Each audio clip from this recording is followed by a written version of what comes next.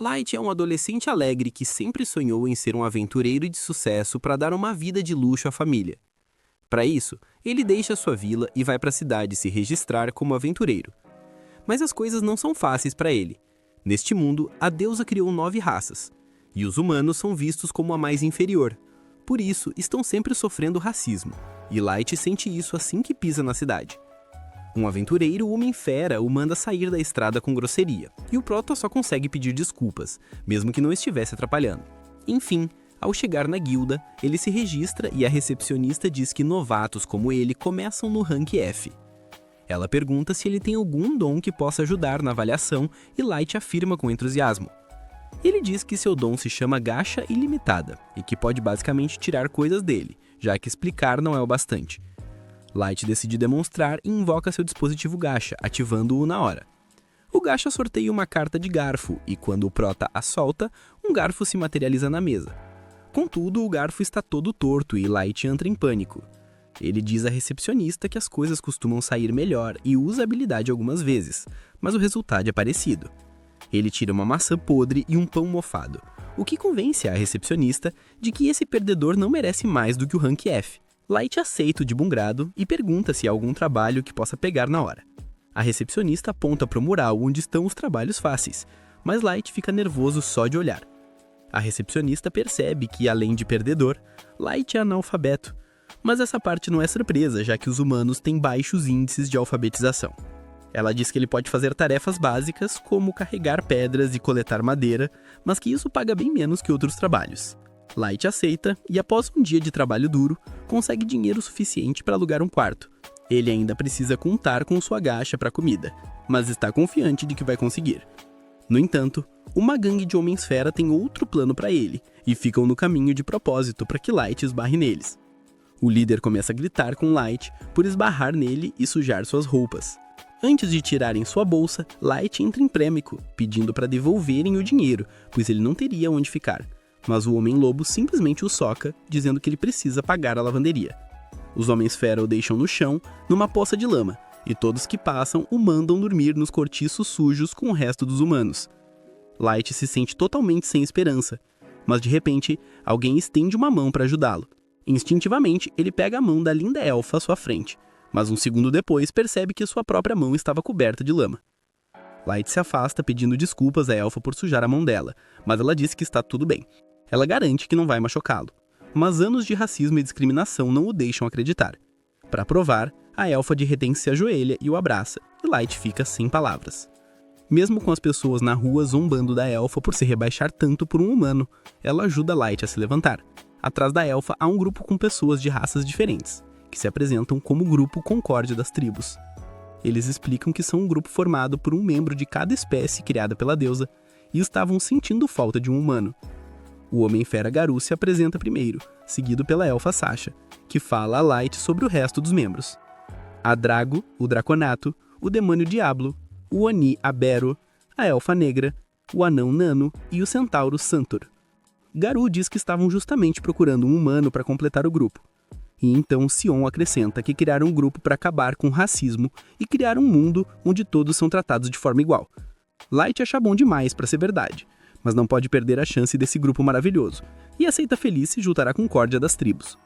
Logo eles começam a se aventurar, e Light é o elo mais fraco do time. Ele precisa ser resgatado por monstros por Drago e Sasha, que o mandam ser mais cuidadoso, pois um golpe dos monstros o mataria. Light pede desculpas pela falta de atenção, mas Sasha começa a examiná-lo em busca de ferimentos, dizendo para ele ficar sempre atrás deles. O resto do grupo começa a zoar Sasha porque ela tá meio obcecada por Light e se importa muito com ele, e ela fica vermelha ao explicar que só vê ele como um membro do grupo. Light se sente inútil porque não consegue fazer nada além de carregar a bagagem, mas Drago diz que ele faz um chá delicioso, e que isso é bom o suficiente para ele. Light fica muito feliz em ouvir isso e segue alegremente o time mais fundo na masmorra. Logo eles chegam a um espaço aberto com apenas uma entrada e saída, e os membros do grupo se olham antes de decidir que este é o lugar perfeito para o plano deles. Sem saber qual é o plano, Light começa a preparar chá para todos quando o Drago se aproxima e diz que ele está sendo demitido do grupo. Light nem consegue processar a declaração e pergunta o que ele fez para ser expulso, e o Homem-Fera Garou diz que ele está sendo demitido porque não faz nada. Todos dizem a Light como ele é inútil e estúpido, e até Sasha age com nojo dele. O resto do grupo começa a insultar Light e a raça humana. Light pensa que deve ser algum tipo de pegadinha, mas eles dizem que ninguém tem tempo livre para brincar com um lixo inútil como ele. Ele pergunta por que estavam sendo tão legais com ele até agora, e eles respondem que era só atuação. Grago diz que seus superiores notaram o dom gacha ilimitada dele e pensaram que ele poderia ser um maestro. É por isso que ordenaram a concórdia das tribos que o vigiasse de perto, mas, uma vez que determinaram que o dom de Light era inútil e ele não poderia ser um maestro, deram o sinal para se livrarem dele. Sasha é a que está mais aliviada por não ter que aturar Light, porque se ele fosse realmente o maestro, ela teria que se casar com ele. E só de pensar nisso, ela se arrepia.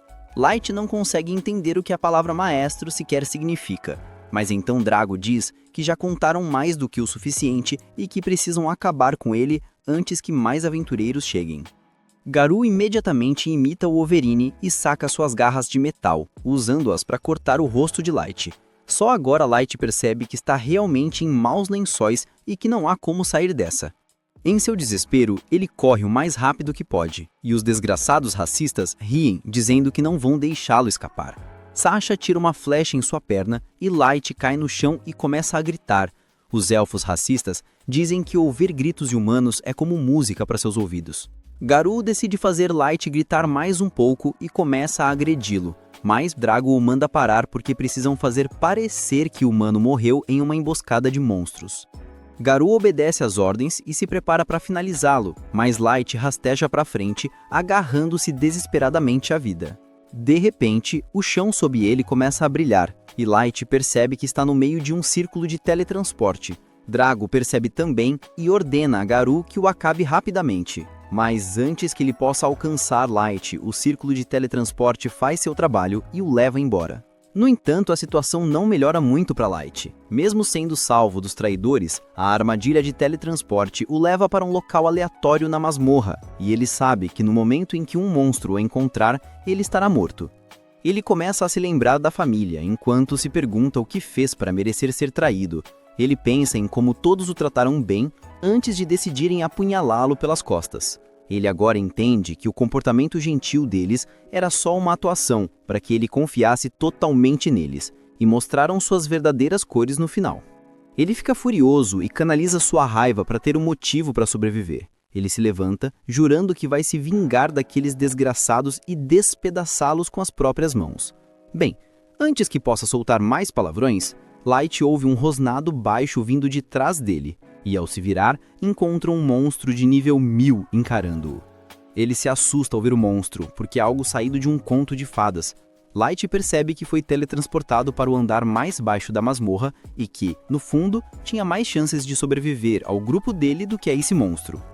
Enquanto se pergunta como pode lutar contra o monstro, seus pensamentos divagam para o seu dom gacha ilimitada e ele decide arriscar. Ele começa a apertar o botão gacha repetidamente, e então, de repente, seu dom comum se transforma em algo além de sua imaginação. Um círculo mágico gigante aparece sobre ele, e o dispositivo gacha começa a receber um power-up. Light não entende nada, mas assim que o monstro salta sobre ele, o sorteio gacha se conclui. Uma empregada de nível 9099 aparece e aniquila o monstro em um instante.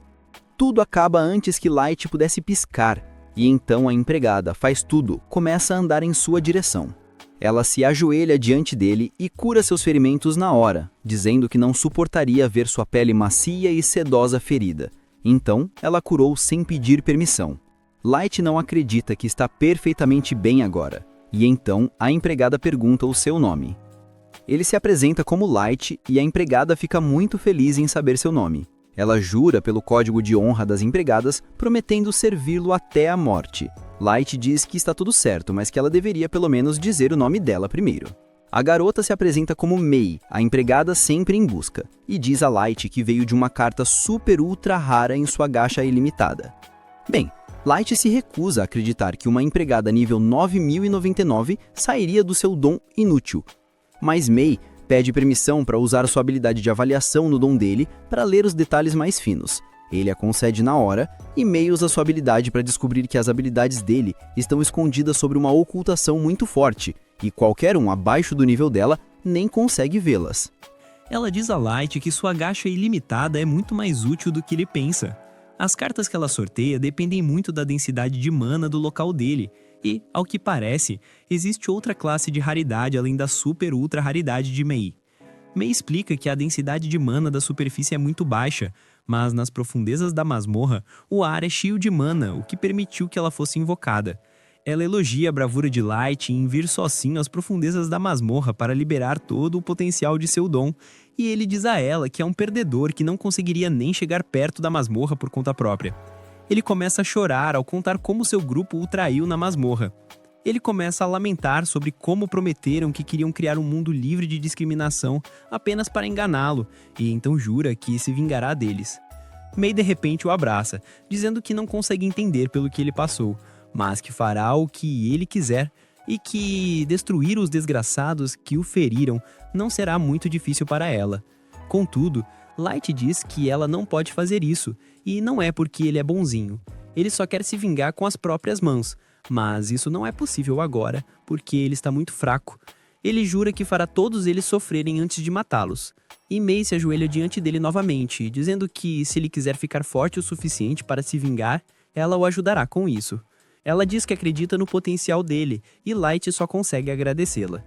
No entanto, ele não está satisfeito com apenas uma berry superpoderosa em seu harém, e decide usar ainda mais o ambiente rico em mana da masmorra. Ele usa sua gacha ilimitada novamente, invocando mais entregadas de alta classe para que possa criar um reino que servirá como base para sua grande vingança. 3 anos se passam desde aquele dia fatídico, e agora Light governa centenas de empregadas dentro de um palácio que ele construiu para si. May está sempre ao seu lado, como prometeu no dia em que se conheceram.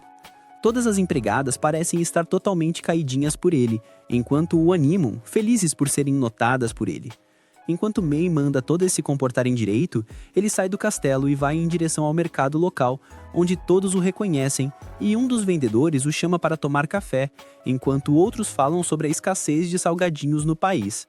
Light promete resolver o problema em breve, enquanto May diz para ele não se preocupar com tarefas tão pequenas, pois ela garantirá que o problema logístico seja resolvido o mais rápido possível. Light percebe que terá que criar um novo sistema para lidar com a logística, já que a população do local aumentou várias vezes nos últimos 3 anos. Ele pergunta a May onde estão o resto de suas invocações lendárias, e May responde que Uki, a domadora de feras, está ocupada criando mapas da área próxima das masmorras, patrulhando as florestas em busca de problemas. Light pensa em todos os monstros vagando pelas florestas, mas sabe que eles não representariam nenhum problema para uma domadora de fera genial como ela. May continua dizendo que Ellie, a maga, está trabalhando duro para criar a magia especial de acordo com o grande plano dele. Light se pergunta se Ellie conseguirá lidar com isso, já que há tantas complexidades nos feitiços de magia que ele pediu para ela criar. Light pergunta por Ness, a cavaleira vampira, que é excelente em combate próximo, mas um pouco burra em outras áreas. May responde que a deu o trabalho de patrulhar os terrenos do castelo, pois isso a impediria de usar seu cérebro vazio e se meter em qualquer tipo de problema. Light não se importa com ela, no entanto, já que ela torna as coisas mais interessantes ao redor do castelo. Logo, eles voltam para o castelo, onde Light acaba sendo chamado por Jack, a última de suas 4 invocações lendárias, que pergunta se Light está pronto para um treino. May parece um pouco irritada, e diz a Jack que ele deveria se dirigir a Light com seu pronome apropriado, que é mestre. Mas Jack é um verdadeiro Sigma que não acredita nessa babaquice feminista, e então a ignora completamente. Light diz a May que não tem problema, já que ele considera Jack um irmão mais velho, e diz a May que acha que irá para a sessão de treino com Jack agora. Dentro do campo de treinamento, os dois se preparam para lutar quando, com uma explosão de velocidade, Light corre em direção à sua invocação, socando-o direto em seu abdômen tanquinho, empurrando-o para trás com sua força surpreendente. Jack parece satisfeito com o poder de Light, alegando que qualquer aventureiro normal teria morrido se levasse um soco daqueles. Mas ele aguenta, já que é construído como um tanque e pode absorver uma quantidade insana de dano. Eles se encontram no meio do campo novamente, com socos colidindo antes de se afastarem. Light continua com uma sarralhada de golpes que Jack desvia. Enquanto isso, Ness ainda está patrulhando os corredores, sacudindo sua cabecinha vazia, quando é cumprimentada por alguma das outras empregadas, que começam a bajulá-la, dizendo que todas se sentem seguras, já que Ness está sempre patrulhando e garantindo que não haja perigo à espreita. Ness fica muito feliz, que era o que as empregadas queriam, e elas decidem pegar uma peça nelas, sugerindo que ela deveria ir e garantir que os aposentos de Light estivessem seguros e que nada de errado estivesse acontecendo lá. Ness acha a ideia ótima e se dirige ao quarto, mas quando ela tenta abri-lo, May emerge de dentro. Ness pergunta a May o que ela estava fazendo dentro do quarto de Light, já que ele deve estar no treino a essa hora. May imediatamente começa a corar, alegando que estava tentando limpar o quarto enquanto ele estava fora. Nas diz a ela que deve checar o quarto em busca de qualquer perigo. Mas antes que May pudesse repreendê-la, Nas entra no quarto e nota a cama toda bagunçada. Ela diz de forma ingênua que parece que alguém estava na cama cheirando os travesseiros e rolando, e pergunta a May se ela fez aquilo de propósito. May decide usar o cérebro burro dela a seu favor e afirma com confiança que é o seu estilo especial de fazer a cama. Nas fica impressionada com isso e pergunta se pode aprender a fazer o mesmo, mas May recusa, alegando que é um segredo de profissão especial que ela não pode revelar ainda. Com isso, Nas se lembra que as empregadas queriam que ela entregasse a mensagem delas a May também. Então ela tira um pergaminho e o entrega a May, que percebe que as outras empregadas estão se revoltando contra ela por monopolizar o quarto de Light e nunca as deixar limpá-lo para variar. May diz para Nas que não se preocupe com isso, pois ela mesma lidará com as empregadas, e até dá a Nas um troco para que ela fique de boca calada, o que ela aceita feliz e vai embora. Ela se dirige imediatamente ao mercado e começa a olhar todos os alimentos que pode comprar com dinheiro, mas finalmente decide experimentar as panquecas fofas com um pouco de leite fresco. Com isso, ela marcha feliz de volta ao castelo, onde encontra Yuki sentada no topo de uma varanda. Ela pergunta a Yuki se o trabalho dela nas florestas acabou, e Yuki, cansada das bobagens de Nas, ela mostra a ela que já criou o mapa que May queria e voltou para entregá-lo. Nas a parabeniza e retorna ao seu dever de patrulha antes de entrar na Sala do Trono.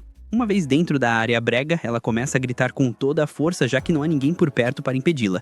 Depois disso, ela pula no próprio trono e começa a mexer nele, quando acidentalmente quebra uma das asas de uma estátua de anjo. Com medo de May, ela coloca de volta imediatamente de qualquer jeito e corre para salvar sua vida, direto para fora da Sala do Trono. De volta ao campo de treinamento, Light e Jack continuam se confrontando quando Jack sugere que encerrem o dia e vão para os banhos. Logo eles vão para o banheiro, e uma vez dentro da banheira gigante, Jack elogia Light por aprender todas as habilidades tão rapidamente, alegando que ele é forte o suficiente para que a maioria das criaturas nas masmorras sejam brincadeira de criança para ele, o que significa que até mesmo poucos podem desafiá-lo na superfície, mas o avisa que ainda há alguns que gostariam de destruí-lo completamente na primeira chance que tiverem. Light fica sério ao pensar na traição que sofreu 3 anos atrás, alegando que só vai parar quando se vingar. De volta aos aposentos de May, ela chama as 4 empregadas problemáticas e pergunta qual é o problema delas, enquanto lê a carta delas de volta para elas. Uma vez na frente de May, as 4 empregadas ficam caladas, pois não sabem o que dizer. Elas pedem desculpas, alegando que era apenas a maneira delas de mostrar apoio, já que sabem que May está sobrecarregada.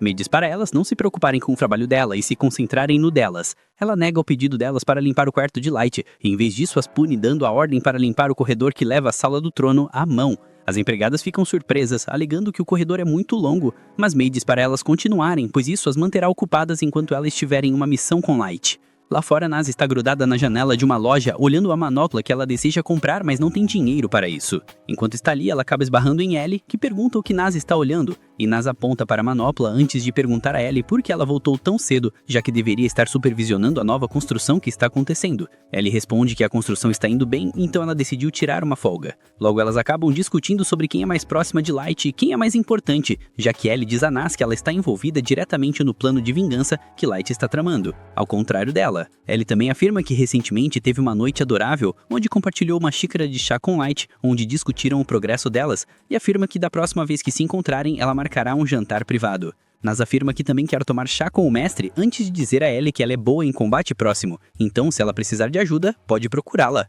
Ellie sorri e diz a ela que com certeza fará uso disso um dia. E com isso, Nas retorna ao seu dever sem burrice. De volta ao castelo, as 4 empregadas estão ocupadas tramando contra May, alegando que May não é melhor do que o pequeno homem de bigode irritado da Alemanha, perguntando se deveriam agir pelas costas dela e fofocar para Light. Mas elas pensam melhor, pois nenhuma delas quer sofrer a ira dela. Uma delas percebe que Light se cuida tanto de Mei porque ela foi a primeira invocação, enquanto a de cabelo roxo afirma que Light levou os outros 2 meses para finalmente invocar Yuki, o que significa que elas ficaram sozinhas nas masmorras por 2 meses inteiros. Elas ficam incrivelmente com ciúmes e começam a rolar no chão e fazer coisas estranhas de ciúmes, antes de decidir fazer uma magia voodoo enquanto se sentam na mesa e cantam Morre para que Mei seja tirada da equação. Infelizmente para elas, Mei acaba ouvindo tudo isso e entra no quarto delas, encurralando-as mais uma vez. As empregadas imediatamente começam a pedir desculpas, alegando que estavam apenas um pouco com ciúmes e nunca quiseram dizer nada do que disseram.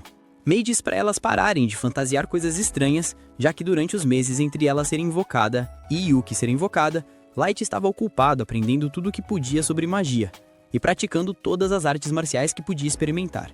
Então eles nunca tiveram tempo para fazer mais nada. Isso alivia um pouco as empregadas, enquanto Mei afirma que voltou porque sentiu que tinha sido muito dura com as empregadas, mas agora ela percebe que aparentemente não foi, então ela diz para elas limparem a sala do trono também. Já que elas têm tempo suficiente para praticar magia voodoo completamente à mercê de Mei, as empregadas não tiveram escolha a não ser seguir suas ordens enquanto limpavam toda a sala do trono também. Elas decidiram manter a boca fechada desta vez para evitar mais problemas.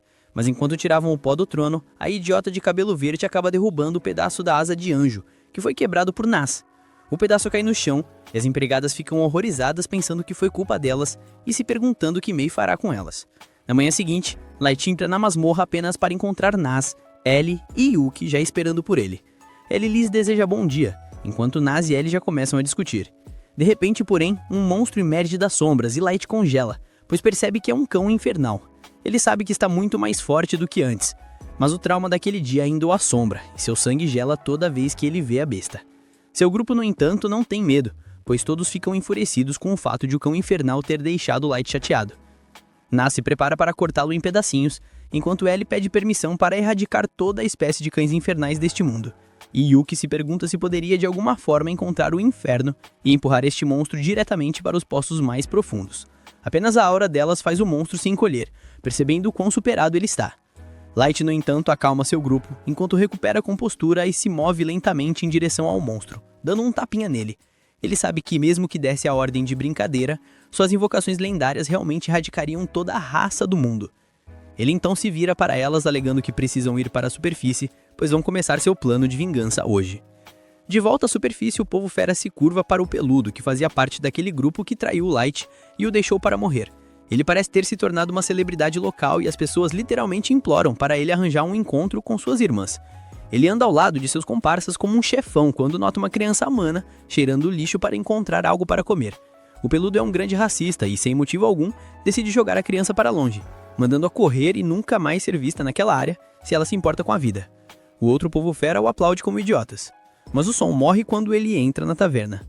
Ele escolhe a melhor assento e diz a seus comparsas para pedirem o que quiserem, já que ele fez um monte de grana que precisa gastar, antes que a Receita Federal o pegue. Enquanto os humanos estão morrendo de fome lá fora, esses peludos ganham espetos de carne carregados em uma bandeja enorme. Todos o elogiam por se tornar um ídolo para todo o povo fera, mesmo que ele mesmo tenha nascido na sarjeta e tenha saído dos cortiços para se tornar o líder que todos querem seguir. Ele lhes diz descaradamente que não é tão fácil se tornar como ele, já que ele dominou a arte da persuasão e como o povo fera é instintivamente seguidor, ele só precisa explorar isso corretamente e então pode viver como um rei. Ele afirma que a parte mais importante é separar os trabalhos e decidir quais são lucrativos e quais exigem muito esforço por pouco dinheiro e poder. Um dos peludos idiotas pergunta se o trabalho que ele lidou 3 anos atrás, com a Concórdia dos 12, foi lucrativo. Outro peludo repreende por fazer perguntas, e o Homem-Lobo lhes diz que, infelizmente, a federação que os contratou os fez jurar segredo, então eles não podem divulgar nenhuma informação sobre isso. Ele se lembra de como esse foi o trabalho mais tranquilo e bem pago que ele já aceitou, já que tudo que ele tinha que fazer era matar um inútil perdedor de um garoto humano, e agora ele é rico e famoso. Incomoda-o, no entanto, que ele nunca descobriu para onde o portal levava, mas ele não acha que Light teria sequer uma chance de ter sobrevivido. Ele se pergunta o que exatamente era este maestro que a federação estava tão determinada a encontrar, mas sente um arrepio na espinha, significa que cavar mais fundo no assunto pode ser perigoso. Seus pensamentos são interrompidos por uma garota bonita que se revela ser Mei, quando ela os interrompe e pergunta se eles podem conversar. Ela pergunta se ele é Garo, o líder do povo fera, e ele toma um gole do seu copo antes de assinar com a cabeça. Mei mentia para ele que era uma empregada do Mestre Light, que pertence a uma família de nobreza descendente. Garu fica chocado ao ouvir que Light era um membro da nobreza e se pergunta se teria sido mais lucrativo para ele se o mantivesse ao vivo. Mei continua a mentir, dizendo que está procurando Light há 3 anos e que todas as informações a levaram a este país, onde ele foi visto pela última vez com um novo grupo. Garu responde que ele era um membro desse grupo e Light estava realmente com eles, e isso faz os olhos de Mei marejarem, enquanto ela mente que ouviu que Light pereceu nas masmorras e nunca mais foi visto. Garu concorda, alegando que é a verdade, Light teve um fim infeliz e morreu. Mas Mei pergunta se ele poderia levá-la àquele local, pois isso lhe traria algum consolo encontrar o lugar onde Light esteve vivo pela última vez. Garu pergunta rudemente o que ele ganharia com isso, e para sua surpresa, Mei coloca no chão uma bolsa com 3 barras de ouro maciço. Os comparsas ao redor dele ficam chocados e sem palavras, mas Garu controla suas expressões, enquanto se pergunta se isso é algum tipo de armadilha ou se essa garota realmente só quer um acompanhante para levá-la para as masmorras. Ele decide aceitar, pois acredita que uma única garota humana não pode nem tocar em seu cabelo, muito menos representá-lo uma ameaça. Garu finalmente a leva para as masmorras com todos os seus comparsas como escolta e após várias horas de caminhada, pergunta a Mei se ela está bem. Mei parece exausta, mas sorri, alegando que ainda pode andar. Garu pensa em como todos esses trabalhos incríveis parecem cair em seu colo, pois ele vai pegar todo o ouro dela e abusar dela em cima do túmulo de Light. Finalmente, eles entram na caverna onde Light foi descartado e deixado para morrer, e Garu diz a Mei que foi aqui que Light sofreu um acidente. Ele mente que um grupo de monstros os pegou de surpresa e Light nunca teve tempo de correr para segurança e foi cortado em pedaços e então pego em uma armadilha de teletransporte, após o que nunca mais foi visto. Mei cai de joelhos chorando enquanto Garu pensa em como esses humanos são inferiores que não conseguem nem sentir quando estão em perigo. Seus comparsas começam a tomar suas posições, bloqueando a única saída, enquanto ele continua mentindo sem coração sobre como tentou salvá-lo, mas não conseguiu, justamente quando estava se preparando para atacar. A voz de Mei muda, enquanto ela afirma que apenas as criaturas mais vis da Terra poderiam enganar uma pessoa de coração puro como Light, levá-lo para uma masmorra suja e depois traí-lo. Ela olha em volta, sabendo que se tivesse entrado para o serviço de Light um pouco antes, ele nunca teria sido expulso, levado um tiro na perna com uma flecha e espancado até quase morrer. Garu sente a ameaça na hora e pula para trás, se perguntando como diabos essa mulher sabe de tudo isso. Seus comparsas parecem confusos, pois não sabem a verdadeira extensão disso. Mas Garu sabe que as únicas pessoas que poderiam saber sobre o que aconteceu são os 12 membros de seu grupo e alguns da elite da nação. Ele exige saber para quem ela está trabalhando, perguntando se ela é uma espiã enviada por uma tribo inimiga. Ela zomba dele, alegando que só trabalha para Light, e agora ele enfrentará a ira dela. A energia que irrompe dela é suficiente para assustá-lo, o que é uma surpresa até para ele mesmo. Ele se lembra que ela é apenas uma humana inferior que não serve para nada, além de usar e depois descartar. Mas ela causa arrepios na espinha só de olhar para ele. Ele percebe que isso não é brincadeira, pois seus instintos estão lhe dizendo que ele morrerá se lutar contra ela, antes que Mei pudesse acabar com eles. No entanto, a voz de Light sai do canto escuro, enquanto ele diz a Mei que se acalme, pois ele lidará com Garu sozinho. Garu se recusa a acreditar na voz que está ouvindo, mas Light finalmente se revela, cumprimentando Garu como se fossem amigos perdidos há muito tempo, alegando que está ali para retribuir o que ele fez 3 anos atrás. Garu imediatamente parece recuperar a confiança, enquanto ri, alegando que nunca pensou que veria Light novamente, e o ridiculariza dizendo que um humano insignificante de nível 15 não pode fazer nada contra um chefe de raid de nível 150 como ele. Ele ri dizendo que não tem ideia de como diabos ele sobreviveu, mas agora pode matá-lo com as próprias mãos e trazer o corpo como prova. Light solta um suspiro, perguntando se ele não está nem curioso sobre quem é Mei e quão forte ela é. Garu aceita que não tem ideia do quão forte a sua pequena empregada é, mas tem certeza que humanos insignificantes nunca poderiam se comparar ao povo fera como eles. Ele se gaba de que todos os seus comparsas estão acima do nível 130 e que eles simplesmente passarão por cima deles. Com isso, ele dá o comando para atacar, e 2 de seus subordinados imediatamente avançam em direção a Light, prontos para acabar com sua vida. Mas em um piscar de olhos, May aparece na frente deles e suas cabeças caem no chão em um só lugar, enquanto seus corpos sem vida caem no chão. Ela avisa que quem tentar ameaçar Light perderá a cabeça, mas Light diz para ela se afastar e simplesmente bloquear todos os pontos de saída, pois ele quer se envolver na diversão também. Os capangas de Garou parecem estar perdendo a moral, pois não conseguem acreditar no que acabaram de ver, mas Garou tenta acalmá-los, alegando que foi apenas um truque barato que ela usou e nada mais. Light pergunta se ele ainda acha que os humanos são inferiores a eles, e se ele já considerou que talvez a raça humana seja mais forte entre todas as raças. Garou riu disso, exibindo seu nível, mas Light responde que nível é apenas um número e não tem nada a ver com o quão forte alguém pode ser. Garou já ouviu o suficiente e, junto com todos os seus comparsas, ataca.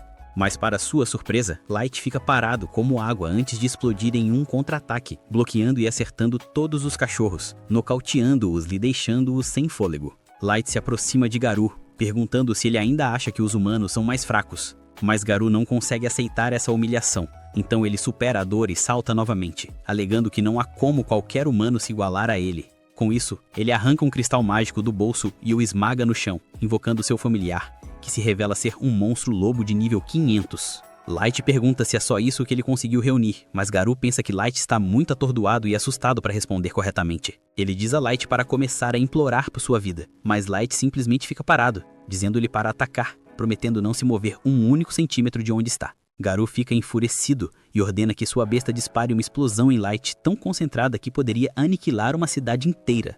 Mas quando a poeira baixa, seu queixo cai no chão. Ele vê Light parado, exatamente como ele disse que faria, sem um único arranhão em seu corpo. Light o ridiculariza por dar um nome tão chique ao seu ataque, quando tudo que ele fez foi levantar poeira sem motivo. Garou fica sem palavras, enquanto seus comparsas começam a se mijar nas calças. Light afirma que agora ele vai atacar, e decide puxar uma carta como se estivesse em Yu-Gi-Oh! Ele solta a carta ultra rara de nível 9000 do Deus Lobo Primordial, que aparece atrás dele, toda brilhante e translúcida, deixando os peludos chocados além da razão. Com isso, Light diz ao Deus Lobo para matar o familiar de Garou, mas em vez de disparar uma explosão super forte contra eles, tudo o que o Deus Lobo faz é soltar um sopro suave. O poder dentro daquele sopro cristaliza o lobo de Garou e o estilhaça em pedaços bem na frente dele. Enquanto ele fica ali indefeso, Garou finalmente perde o controle, incapaz de acreditar que seu monstro lobo de nível 500 foi demolido em um segundo. Mas Light afirma que poderia ter lidado com o monstro sozinho se quisesse também. E para provar isso, ele revela seu verdadeiro nível, que se revela estar no máximo, em 9.999. Garou gagueja e treme, alegando que isso não pode ser possível já que os humanos chegam ao máximo no nível 100.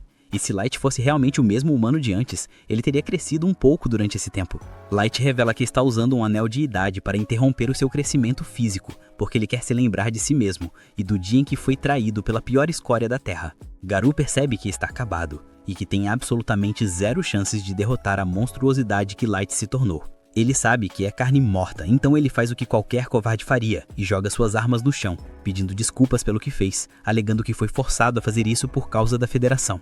Ele afirma que mesmo hoje, ele não tinha intenções de machucar ninguém, e ia contar a verdade. Mas seus comparsas fizeram esse plano sozinhos e o arrastaram para isso.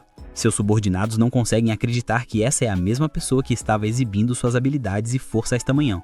Ele abaixa a cabeça e implora por perdão, e até concorda em ser seu animal de estimação pessoal se Light quiser. Light, no entanto, não se importa e simplesmente pergunta o que exatamente é um maestro e por que o governo está tão determinado a encontrá-lo. Garou responde honestamente que não tem ideia de quem seja e que o governo simplesmente lhes disse que provavelmente seria um humano. Light então pergunta por que eles decidiram matá-lo, uma vez que pensaram que ele não era o maestro. Garou imediatamente se curva, alegando que ele realmente não tem ideia e que eles simplesmente receberam a ordem para fazê-lo. Light vira sua atenção para os comparsas e pergunta se eles têm alguma informação. Para salvar suas peles, os subordinados todos começam a alegar que têm a informação que Light quer. Mas May usa seu olho especial para ver através das suas mentiras e os corta em pedaços, derramando sangue por toda parte, enquanto ela afirma que quem mentir na frente de Light morrerá em suas mãos. Ele então se vira para Garou novamente, perguntando se ele tem chance de vencer se fosse para a superfície e travasse guerra. Garou responde honestamente que ele é extremamente forte e poderia enfrentar nações inteiras sozinho. Mas uma vez que as nações se unam com todas as armas que estão coletando, então ele pode ter dificuldade em lidar, já que ele é apenas um homem com uma empregada. Light sorri, alegando que quer mostrar algo, e usa magia de teleporte para transportá-los para sua própria sala do trono.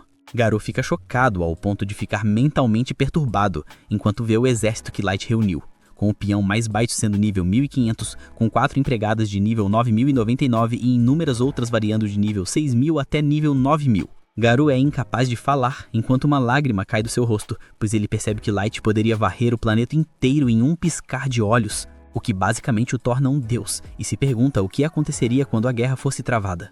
Alguns meses se passam até que Light finalmente sai do abismo das masmorras com seu grupo. Ele decide visitar sua antiga vila na esperança de mostrar à família que, de fato, se tornou forte o suficiente para cuidar deles para sempre.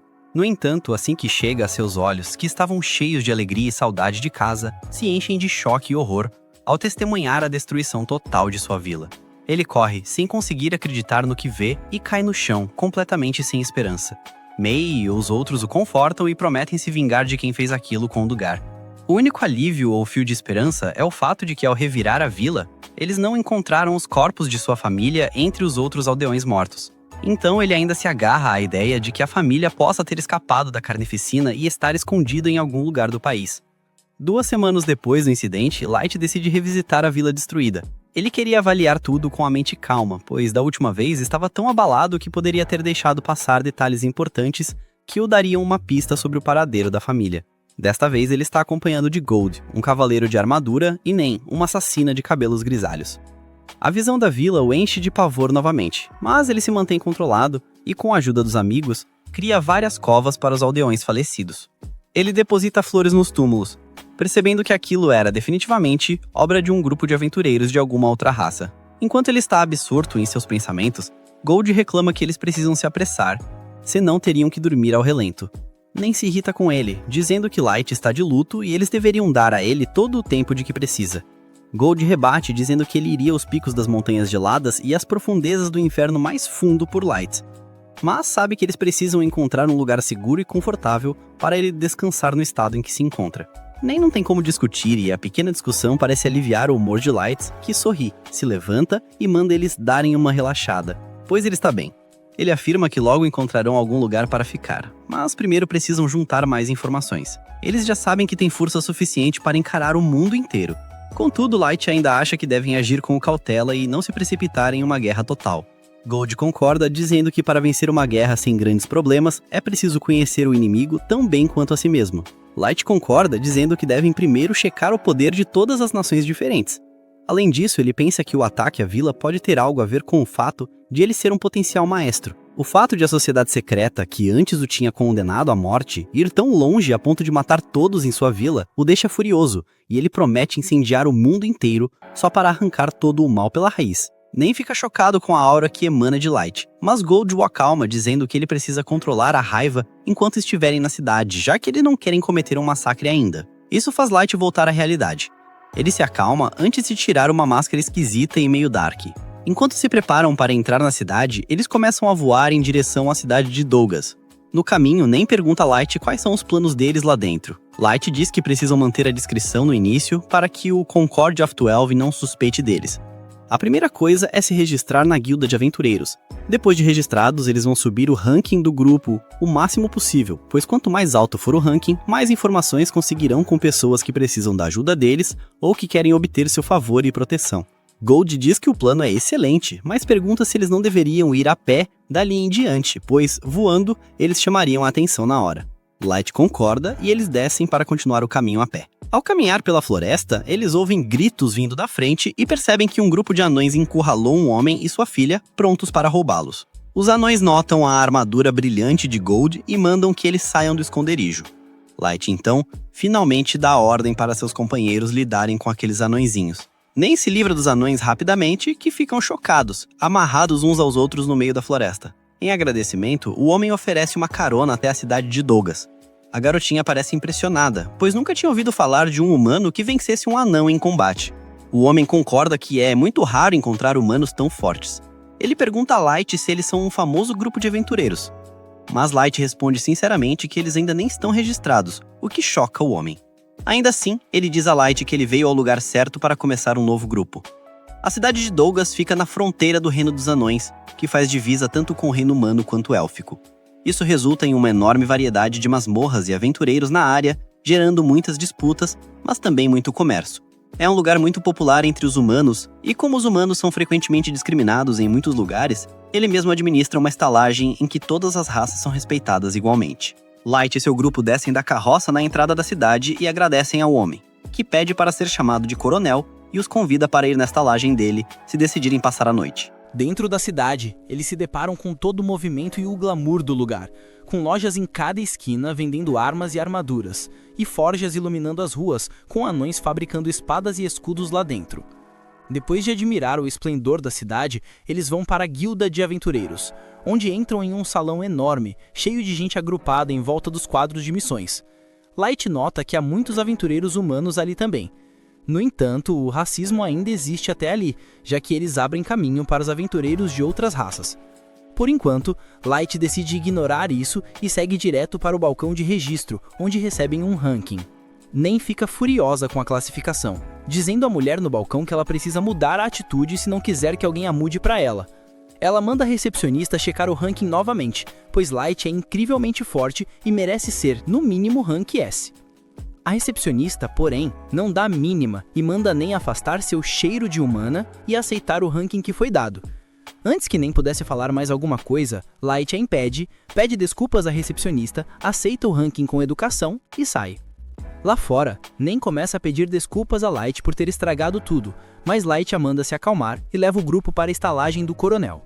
O coronel fica feliz em vê-los novamente e pergunta o que pode fazer por eles. Light diz que tem um pedido em comum e pergunta se pode alugar todo o andar de cima da estalagem por um mês inteiro. Durante esse período, ninguém, além dele e de seu grupo, pode ir para lá, nem mesmo os funcionários da estalagem. Ele se desculpa antecipadamente por qualquer problema que isso possa causar, mas afirma que é importante. Em seguida, tira uma sacola cheia de moedas de ouro e a entrega como pagamento. O coronel recusa, dizendo que jamais aceitaria dinheiro de alguém que salvou sua vida. Light, porém, insiste, e o coronel finalmente cede e aceita o pagamento. No andar de cima, Light usa diferentes barreiras mágicas para garantir que ficarão protegidos de olhares curiosos. Ele tira a máscara e o manto. Enquanto relaxa, Nen diz a Light que ele deveria ter ficado e deixado que ela e Gold cuidassem de reunir todas as informações que ele queria, pois apesar de Light ser muito forte, nunca é demais tomar precauções. Isso enfurece Light, que se levanta e pergunta se Nen quer impedir-o de ter sua vingança e de levar à justiça as pessoas que destruíram sua vila e sua família. A mesma aura de morte e destruição retorna a ele, assustando Nen, que imediatamente começa a rastejar no chão, implorando por perdão, dizendo que nunca quis ofendê-lo. Light finalmente se acalma e pede desculpas a Nen, pois sabe que ela só quer que ele fique seguro. Na manhã seguinte, eles se preparam para entrar nas masmorras. Eles se vestem para o dia e entram em uma longa fila que leva aos portões da frente das masmorras. Enquanto esperam, 3 figuras encapuzadas furam a fila na frente de um grupo de jovens aventureiros humanos. Apenas pela confiança com que o fazem, Light já sabia que esses aventureiros pertenciam a alguma outra raça. Mas enquanto todos os outros grupos humanos estavam assustados, Light se manifesta e diz aos encapuzados para voltarem para a fila como todo mundo. Um dos encapuzados se vira, irritado e chocado, surpreso com o fato de um humano ter ousado falar com ele. Light diz que se ele pertencer a uma família nobre, provavelmente não vai querer criar uma confusão. Mas o encapuzado parece ter problemas de raiva e se prepara para sacar a arma. No entanto, o outro cara do grupo o impede, e eles saem da fila. Ao voltarem, o homem encapuzado diz a Light que isso não vai ficar assim. Todos os humanos aplaudem Light, dizendo que nunca teriam coragem de falar com as outras raças.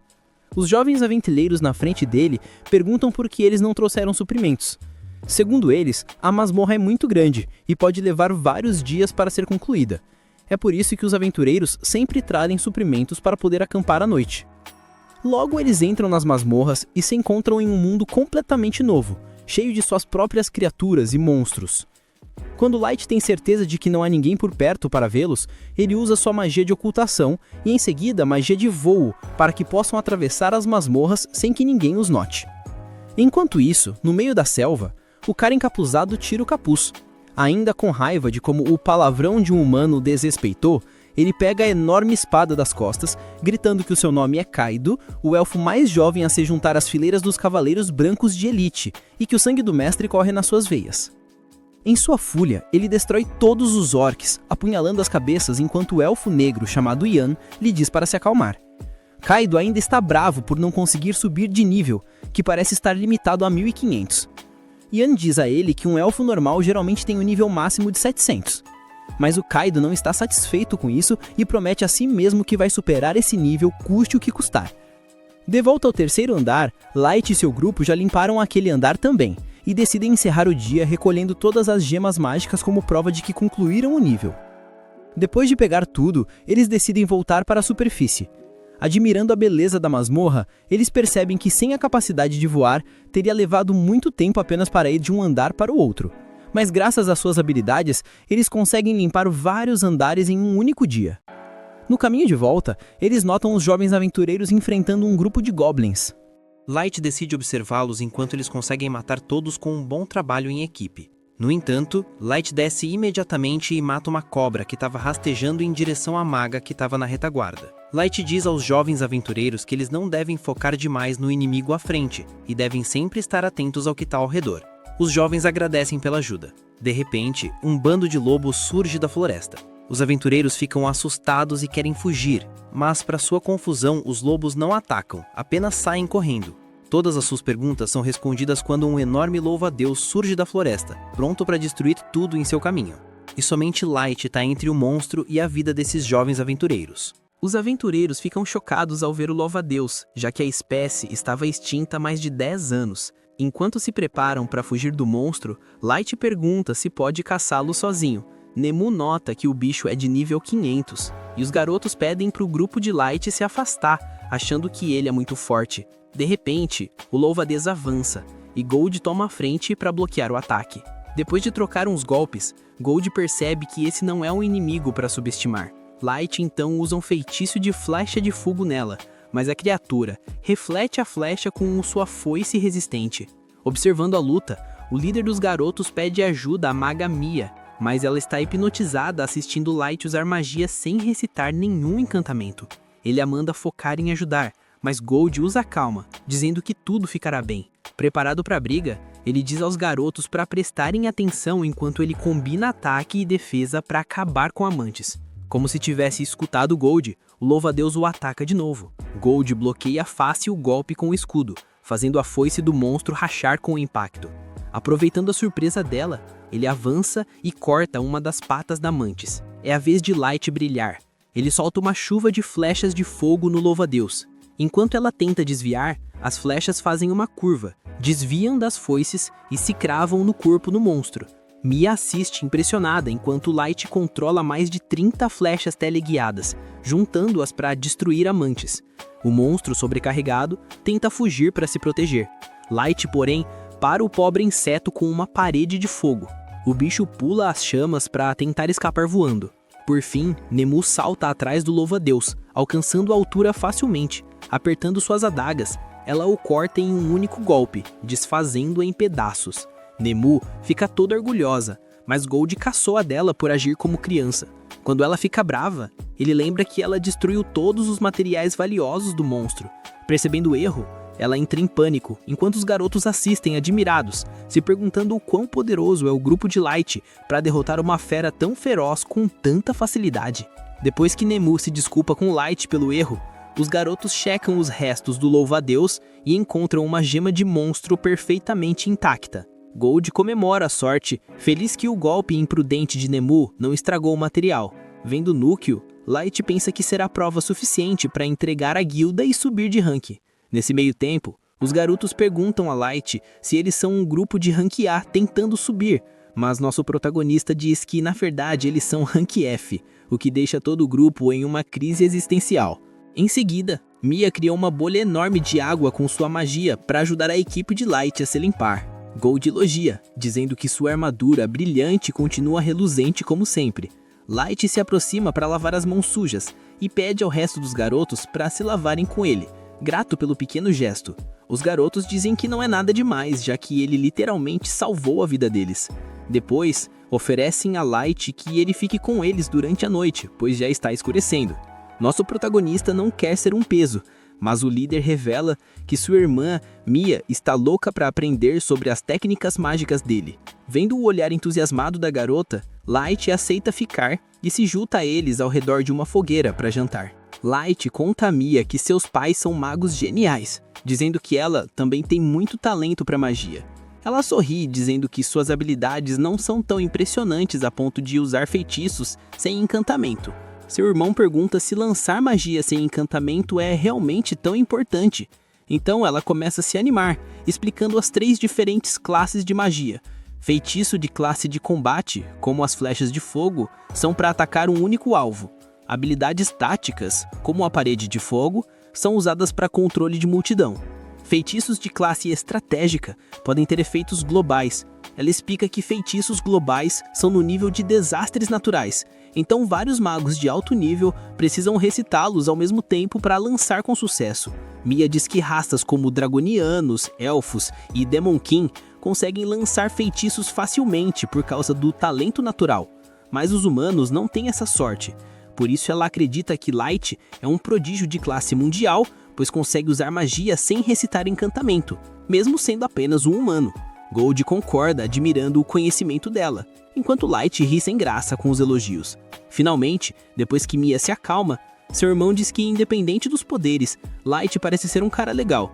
Para animar a irmã, ele diz que ela certamente fará sucesso quando for aceita na escola de magia de Ducaldo.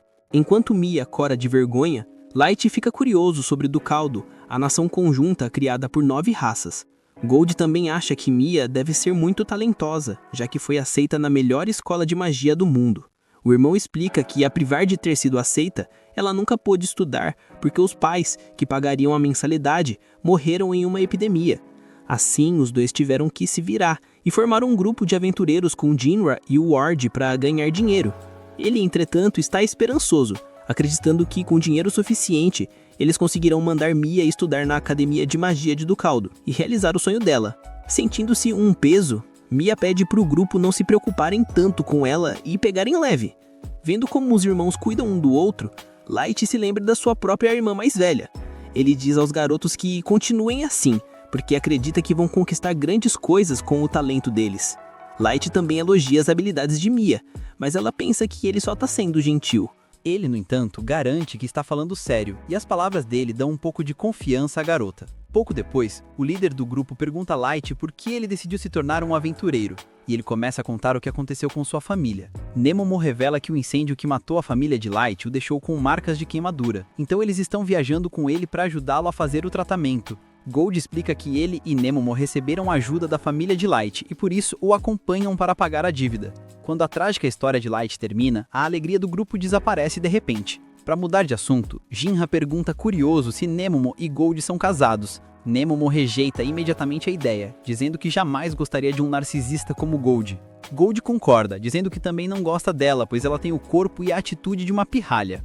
Achando que tem uma chance, Jinra pede Nemomo em casamento, mas ela responde que seu coração pertence a Light. Gold interrompe, dizendo que seria o maior desperdício do mundo se ela chegasse a sujar o mestre dele. Os dois continuam discutindo a noite toda. Em outro lugar, Kito corta um monstro com sua espada e Janaki o parabeniza. Kito fica irritado, dizendo que sua espada lendária, Grandius, foi feita para matar heróis, não para cortar mato. Para acalmá-lo, o Elfo das Trevas lembra que ele precisa das amostras desses monstros para sua pesquisa sobre como quebrar o limite de nível. Com as amostras de monstros completas, Janaki pensa que é hora de começar a coletar amostras da raça humana. Algumas semanas depois, Light retorna à guilda de aventureiros com uma grande quantidade de recursos da masmorra. A recepcionista fica maravilhada com os materiais valiosos, e Nemomo diz que seu mestre definitivamente merece um rank S+, pelos seus feitos. Light ignora sua serva exagerada e pede à recepcionista que prepare o pagamento pelos materiais, e ela oferece chá enquanto eles esperam. Ao voltarem da guilda, os servos de Light notam o quanto sua atitude em relação ao lugar mudou. Enquanto caminham pela cidade, todos nas ruas sussurram sobre eles, sabendo que foram eles que derrotaram a temida Louva-a-Deus. Nosso protagonista se sente satisfeito com a fama que conquistou, mas um grupo de aventureiros reunidos perto da masmorra pergunta se ele pertence aos Black Modley. O nome o confunde, então os aventureiros explicam que os habitantes do vilarejo deram esse apelido ao grupo dele. Nemomo se coloca imediatamente na frente, achando que eles têm más intenções. No entanto, os aventureiros a tranquilizam e se apresentam como Suban e Gilbert. Subalan quer saber como Light conseguiu chegar tão fundo na masmorra e derrotar Alamantes, mas Gilbert duvida que a notícia seja verdadeira. Isso enfurece Nemomo, que aponta a adaga para o pescoço dele e pergunta se ele está chamando o mestre de mentiroso. Para acalmá-la, Sullivan explica que eles só querem animá-los. Light fica confuso, então Sullivan esclarece que a raça humana recuperou a esperança ao ver um grupo forte entre os seus. Enquanto ele diz isso, o grupo de Sullivan o chama e ele sai para fazer fila com sua equipe. Perto dali, aventureiros de outras raças ficam furiosos, acreditando que os humanos estão delirando por ter esperança. Notando a má opinião que tem deles, Gold diz que eles simplesmente os farão calar a boca com mais resultados. Quando chega a vez do grupo de Light, eles entram na masmorra e ele pensa que devem ir direto para o 5º andar. No entanto, enquanto voam, notam o grupo de Mia, então descem para cumprimentá-los. Feliz em vê-los, o irmão de Mia a empurra para frente, dizendo que ela tem algo para mostrar a Light. Com um pouco de timidez, ela entrega um creme estranho, explicando que o fez para as feridas de queimadura dele. Ela pensa que mesmo que não cure as cicatrizes, pode ajudar com a dor.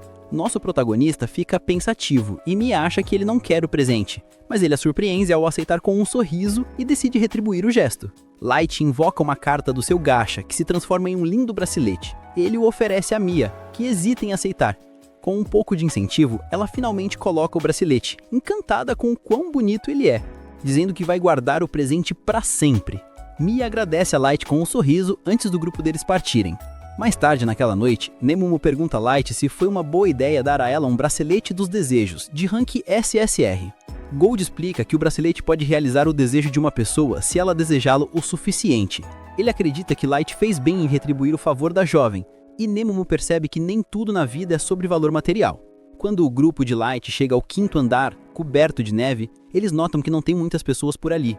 Gold comenta que aquele andar tranquilo é perfeito para esconder a presença deles, mas Nemomo lembra que sua armadura dourada brilhante não ajuda em nada. Virando-se, Light os lembra que devem caçar Yetis. Depois de dar-lhes a tarefa, ele se teletransporta de volta para casa. Ao chegar, as 4 leais criadas o recebem no palácio. Mei leva Light para tomar chá e pergunta como vai a aventura. Ele responde que está tudo indo bem e pergunta como estão as preparações das servas para a guerra final. Elas dizem que está quase pronto, então Light pergunta se era mesmo necessário voltar para casa. Ele diz para as garotas usarem todos os recursos que precisarem e continuarem com o trabalho. Mas Nazuna pergunta qual será sua missão especial, e Light, sabendo que ela é muito burra para confiar um plano complexo, simplesmente ordena que ela proteja o castelo até que chegue a hora dela. Ansiosa para participar, Nasuna diz a ele para terminar o trabalho dela rapidamente, pois ela não pode agir antes. Com os preparativos quase prontos, Light dá um gole em seu chá, desejando ansiosamente o momento de destruir Sasha. Enquanto isso, o grupo de Sullivan descansa a noite no 3º andar da masmorra. Sullivan pergunta a Gilbert o que ele acha dos rumores em torno de Light, e Gilbert responde que não há como ele ser tão poderoso. No entanto, Subelan lembra que eles têm Mila como testemunha, então é possível que Light seja a reencarnação de algum herói poderoso. A ideia de que um herói humano tenha voltado ao mundo e possa guiar sua raça à vitória devolve a esperança a ambos. Em seguida, Subelan se levanta para ir ao banheiro na floresta. Ao voltar, ele chama por Gilbert, mas encontra a cabeça decapitada de seu amigo caída no chão. À sua frente está Quito, impaciente, irritado porque Subelan demorou muito para voltar. Percebendo que seus homens morreram sem sequer lutar, Subelan entende que não tem a menor chance de sobreviver contra o poderoso elfo. Quito pisa na cabeça de Gilbert, tentando provocar Subelan para que ele fique bravo, mas Subelan mantém a calma e usa uma granada de fumaça para escapar. Enquanto foge, ele pensa que o elfo não conseguirá vê-lo para usar sua magia, mas Quito consegue detectá-lo através da fumaça. Voando com um feitiço mágico, Quito o alcança facilmente e o derruba com um ataque, deixando o homem completamente surpreso. Quando Subelan nota o elfo flutuando no ar com seu feitiço, Yanaki o atinge com sua vara. Lá é ele, deixando-o fora de combate. Em seguida, ele repreende Quito por ter matado todos os humanos, já que precisava de sujeitos vivos para seus experimentos. Quito diz que um deve ser suficiente, mas Yanaki responde que precisa de mais, pois seus experimentos podem falhar. O sinistro elfo das trevas sorri com loucura, pensando que os humanos não passam de parasitas inúteis que merecem ser o material de teste para seus experimentos distorcidos. O Light e a sua galera voltaram para a Guilda dos Aventureiros depois de uns dias, e nem foi lá exigindo que a recepcionista subisse o Light para Rank S na hora porque ele merecia muito mais que isso. A recepcionista, meio nervosa, disse que não rolava, porque eles tinham um esquema de ranqueamento na guilda. Ela lembrou a Nen que, só uns dias atrás abriram uma exceção pro Light e mandaram ele direto pra Rank D depois que ele detonou as mantícoras foice. Mas a atendente ficou intimidada com o papo reto e a pressão da Nen e disse que se o Light fizesse outra parada sinistra, talvez ele conseguisse outra promoção. O Light curtiu a ideia e resolveu ir atrás de um tal caçador de aventureiros que tava rolando nos boatos, que só mirava em humanos. Ele contou pra Gold e Nen sobre isso de noite e eles concordaram que pegar esse caçador podia render uma promoção, só que eles não tinham a mínima ideia de por onde começar a investigação. Enquanto estavam pensando em alguma ideia, Light de repente reparou em alguém vindo na direção deles. Ele botou a máscara na hora enquanto os amigos se preparavam para a ação. Aí, um portal apareceu na frente deles. Ficaram na expectativa esperando um inimigo sair, mas, para surpresa de geral, quem caiu de lá foi a Maya. O Light segurou ela, percebendo que estava acabada e esgotada.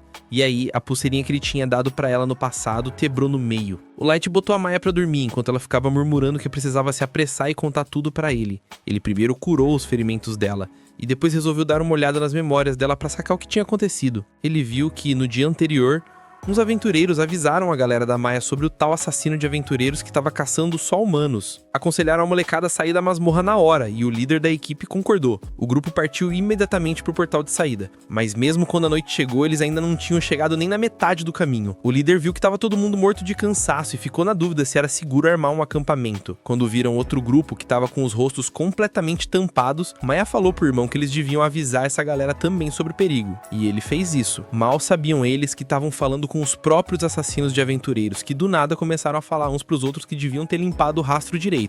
A molecada nem sacou o que eles quiseram dizer quando o elfo negro Jun começou a rir deles, chamando eles de burros. O líder do grupo ainda estava confuso com aquilo e foi quando o Kaido puxou a espada, dizendo que eles eram os caçadores de aventureiros e que o grupo deles seria o último alvo do dia. A molecada finalmente entendeu que estava de cara com o pior pesadelo, mas mesmo nessa hora, o irmão da Mai e os amigos disseram para ela vazar e ficar segura, enquanto eles seguravam os assassinos racistas.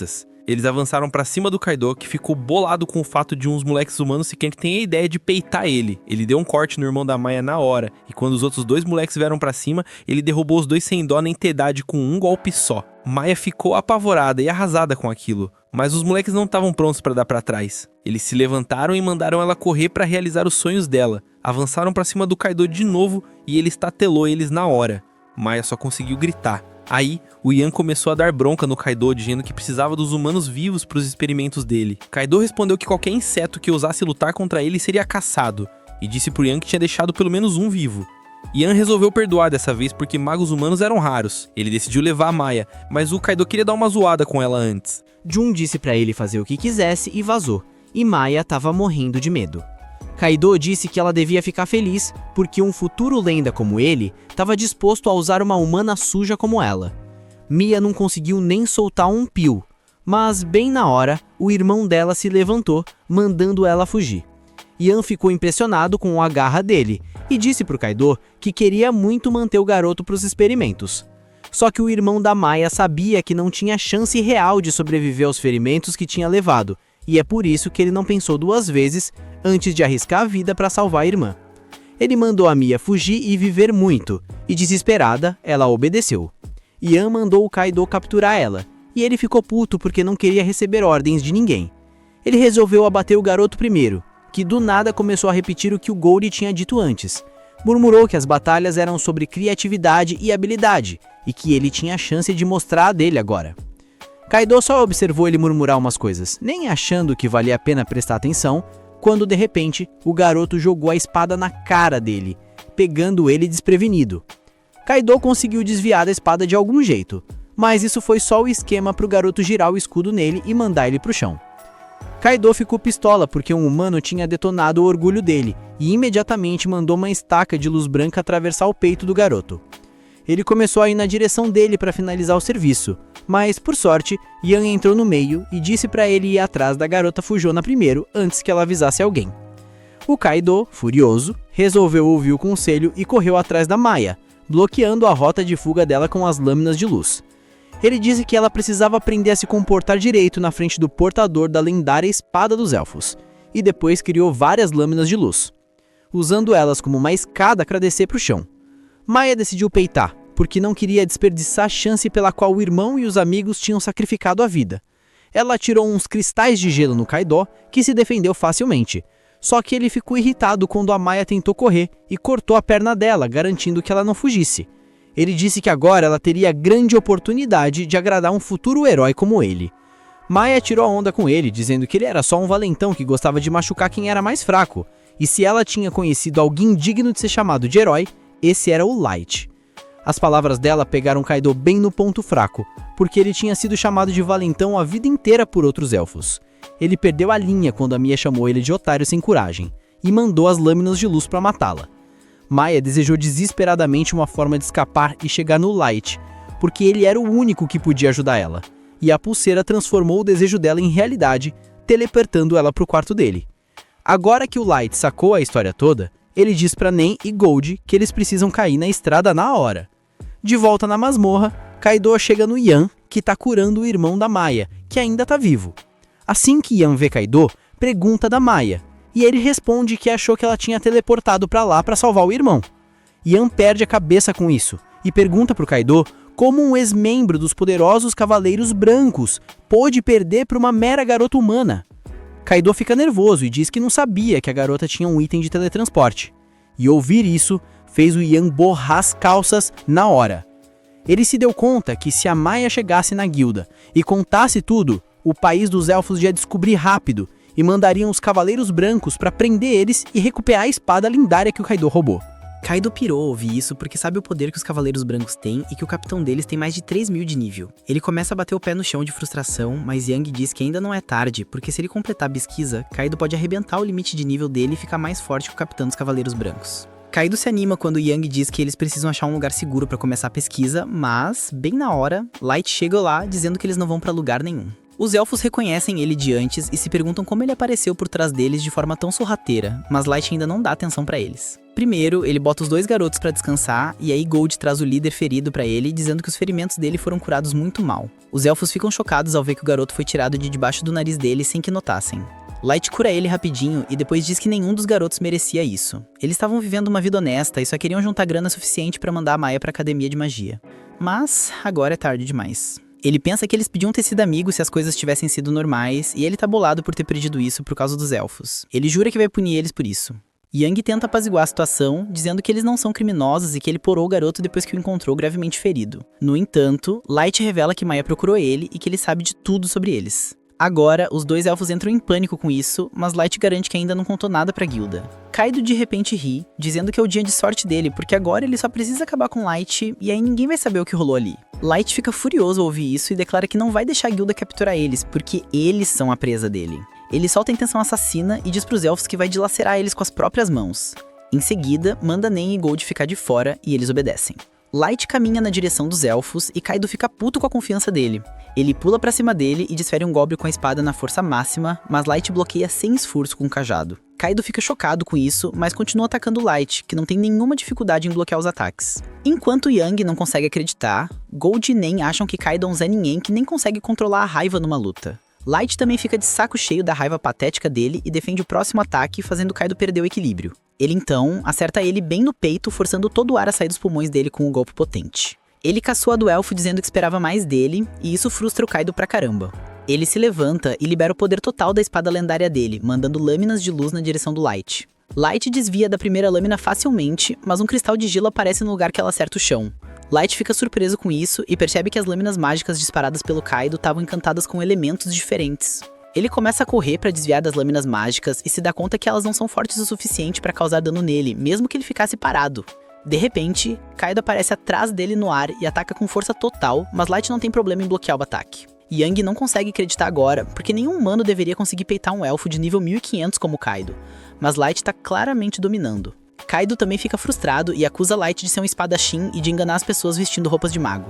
Ele começa a dar chilique e chama ele de trapaceiro, mas Light responde que ele é realmente um mago. Kaido não acredita, então Light simplesmente cria centenas de espadas de gelo no céu sem precisar de encantamento. Kaido fica intimidado com isso e no desespero manda espadas mágicas atacarem Light, que precisamente revida essas espadas mágicas usando os cristais de gelo, e não consegue acreditar no que vê. Por que fazer uma parada que nem os magos elfos mais poderosos conseguem? Enquanto isso, Kaido continua tentando atacar Light com as espadas mágicas, mas ele usa os cristais de gelo como barreira para se defender de qualquer ataque. Kaido começa a gritar que Light deve estar trapaceando de algum jeito, porque ele não pode vencer a espada sagrada Grandius, que foi dada a um antigo mestre pelos próprios céus. Light fica surpreso ao ouvir isso e pergunta pro Kaido como ele sabe disso. O elfo arrogante sorri e diz que sabe porque tem sangue de mestre, e que as pessoas chamam ele de submestre. Light encarou Kaito com um olhar fixo e fez a pergunta direta. Diga-me, você realmente sabe a identidade do Rei dos Elfos? Kaito, exibindo sua arrogância, confirmou ser descendente direto, vangloriando-se de ter o sangue e o poder do líder élfico. O vilão não perdeu a chance de humilhar Light, chamando-o de lixo e ostentando a nobreza de sua autêntica linhagem real. Ao constatar que Kaito detinha informações cruciais, Light agiu com rapidez estratégica. Chega dessa luta. É fundamental que capturemos estes dois. Precisamos levá-los para nossa área de confinamento, pois tenho muito a extrair de Kaito sobre o Rei dos Elfos. Nemo e Gold se posicionaram firmemente à frente do assistente de Kaito. O pesquisador, em um tom falsamente calmo, tentou se esquivar. Qual é, pessoal? Fiquei assustado. Não sou combatente, sou apenas um cientista. Mas logo mudou de postura. Se estão determinados a buscar confusão, eu estou pronto. Vou lutar usando as minhas feras. De forma abrupta, os monstros mascarados revelaram sua natureza chocante. Criaturas gigantescas, resultado da fusão hedionda de seres humanos com lagartos selvagens.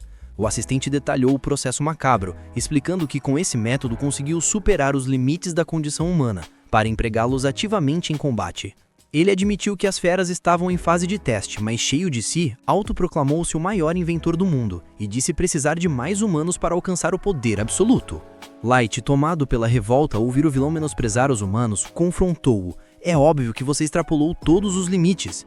Ele ordenou que Nemo e Gold destruíssem os monstros para libertar os humanos. O momento ficou mais dramático quando Light reconheceu um aventureiro conhecido em uma das criaturas.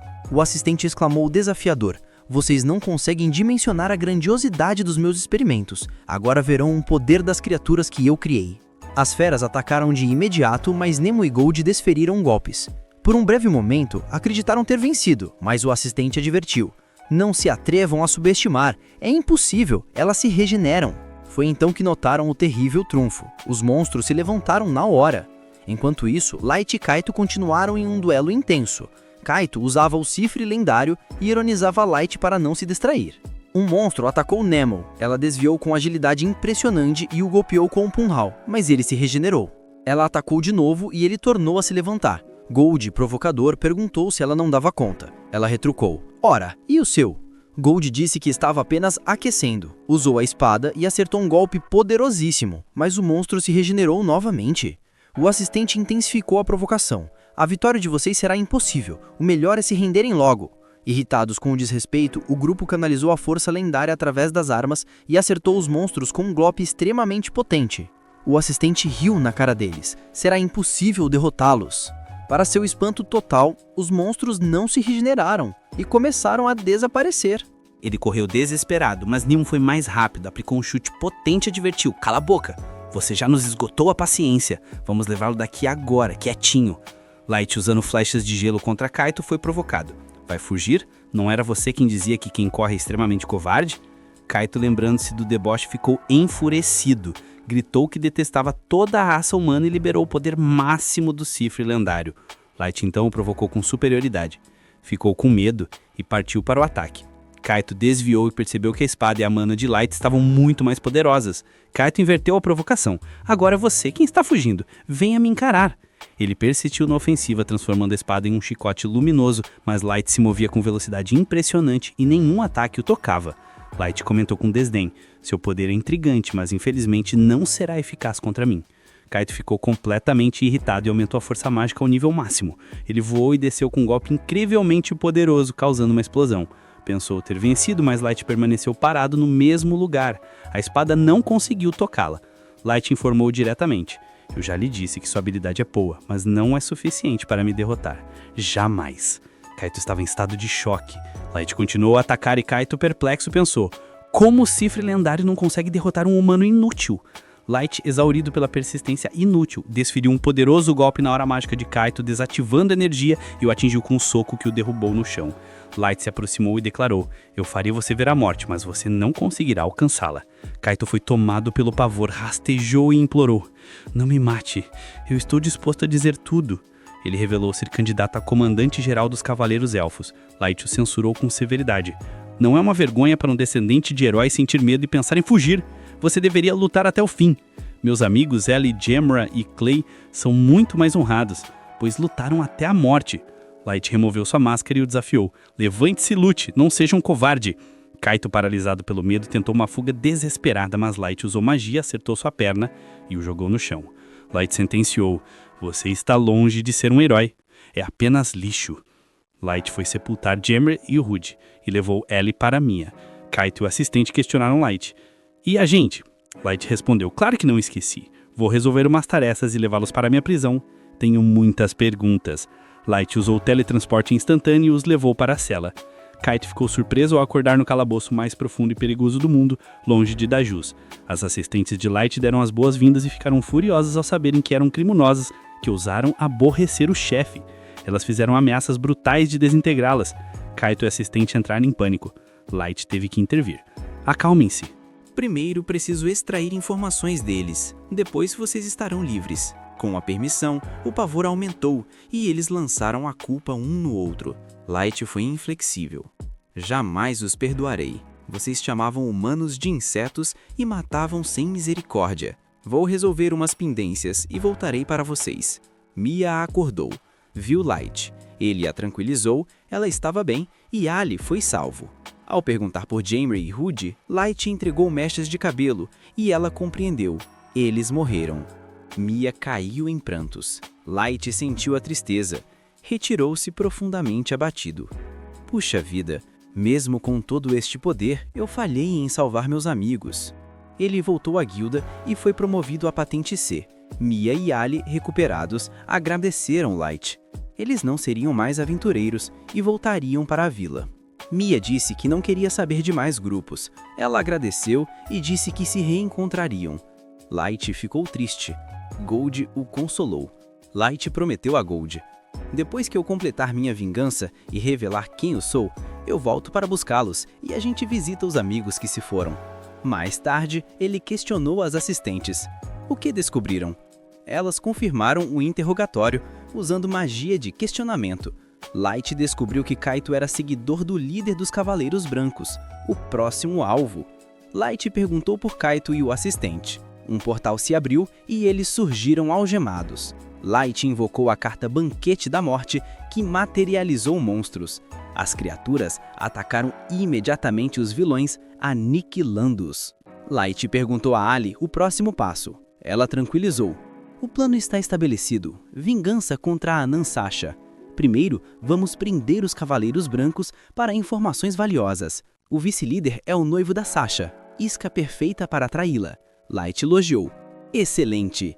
A cena cortou para o reino dos elfos. Sasha conversava com o noivo. O noivo expressou grande prazer em matar humanos. Sasha demonstrou total satisfação.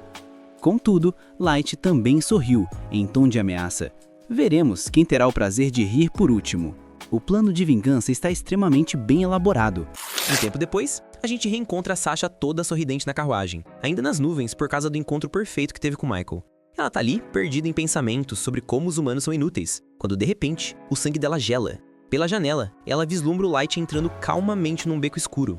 O pânico bate na hora e é avassalador. Ela sai da carruagem tropeçando e corre atrás dele, com o coração na boca, se perguntando se os olhos estão pregando uma peça nela. Afinal, na cabeça dela, é impossível alguém ter sobrevivido à queda no abismo. Sasha corre desesperada até dar de cara com um beco sem saída, o que a deixa confusa e ofegante. Por um segundo, ela sentiu um alívio, achando que foi só uma alucinação causada pelo estresse. Mas, quando se vira, o pesadelo se torna real. Há um bilhete pregado na parede dizendo apenas que ele a espera na torre. Sasha solta um grito de puro terror ao ver a assinatura: Light. A ficha cai pesada. Ele tá vivo e vai arruinar tudo. Foi a suposta morte dele que abriu as portas para ela ser adotada por um conde e viver no luxo. Agora, ela vê sua mansão, sua fortuna e até o noivado com Michael escorrendo pelos dedos. Enquanto ela desmorona emocionalmente no beco, Light observa tudo do alto de um prédio com um olhar frio e calculista. Ele diz para os seus aliados que finalmente chegou a hora. Com uma voz carregada de vingança, ele avisa que Sasha vai aprender da pior maneira que escolheu a pessoa errada para trair. E garante que vai gravar essa lição na alma dela com muito sofrimento. A cena muda drasticamente para mostrar a verdadeira face dos inimigos. Temos duas crianças elfas, Nia e Kia, brincando sadicamente de atirar facas em um escravo humano amarrado numa árvore, rindo a cada acerto. Perto dali, Sharp Hat, um dos cavaleiros brancos, se diverte assediando uma humana chamada Susha. A mulher tenta disfarçar o medo, mas está visivelmente perturbada com os gemidos agoniantes do escravo sendo torturado pelas crianças. Sharp Hat conversa com Hard, o capitão dos Cavaleiros Brancos, sobre o herói Kaito. Fez uma bagunça enorme e sumiu do mapa. Sharp Hat reclama, com total desdém, que vai sobrar para eles limparem a sujeira, algo que ele considera indigno. Must, outro cavaleiro, tenta argumentar sobre dever e honra, mas Sharp Hat só ri dele. O escravo grita de dor novamente, e Sharp Hat, irritado com o barulho e não com a crueldade, manda as crianças calarem a boca porque não estragando o clima. É então que Hard intervém. Com uma hora aterrorizante, ele paralisa todos apenas com uma palavra, matando até um pássaro que voava perto só com a pressão da sua voz. Ele ordena que parem a tortura, não por pena, mas friamente, porque isso afeta a técnica de batalha das crianças. Para resolver o problema do barulho de vez, Sharp Hat faz a cabeça do escravo explodir com um único movimento mágico, derrubando a árvore junto. Hard ignora a brutalidade da cena e simplesmente manda eles se livrarem do corpo como se fosse lixo.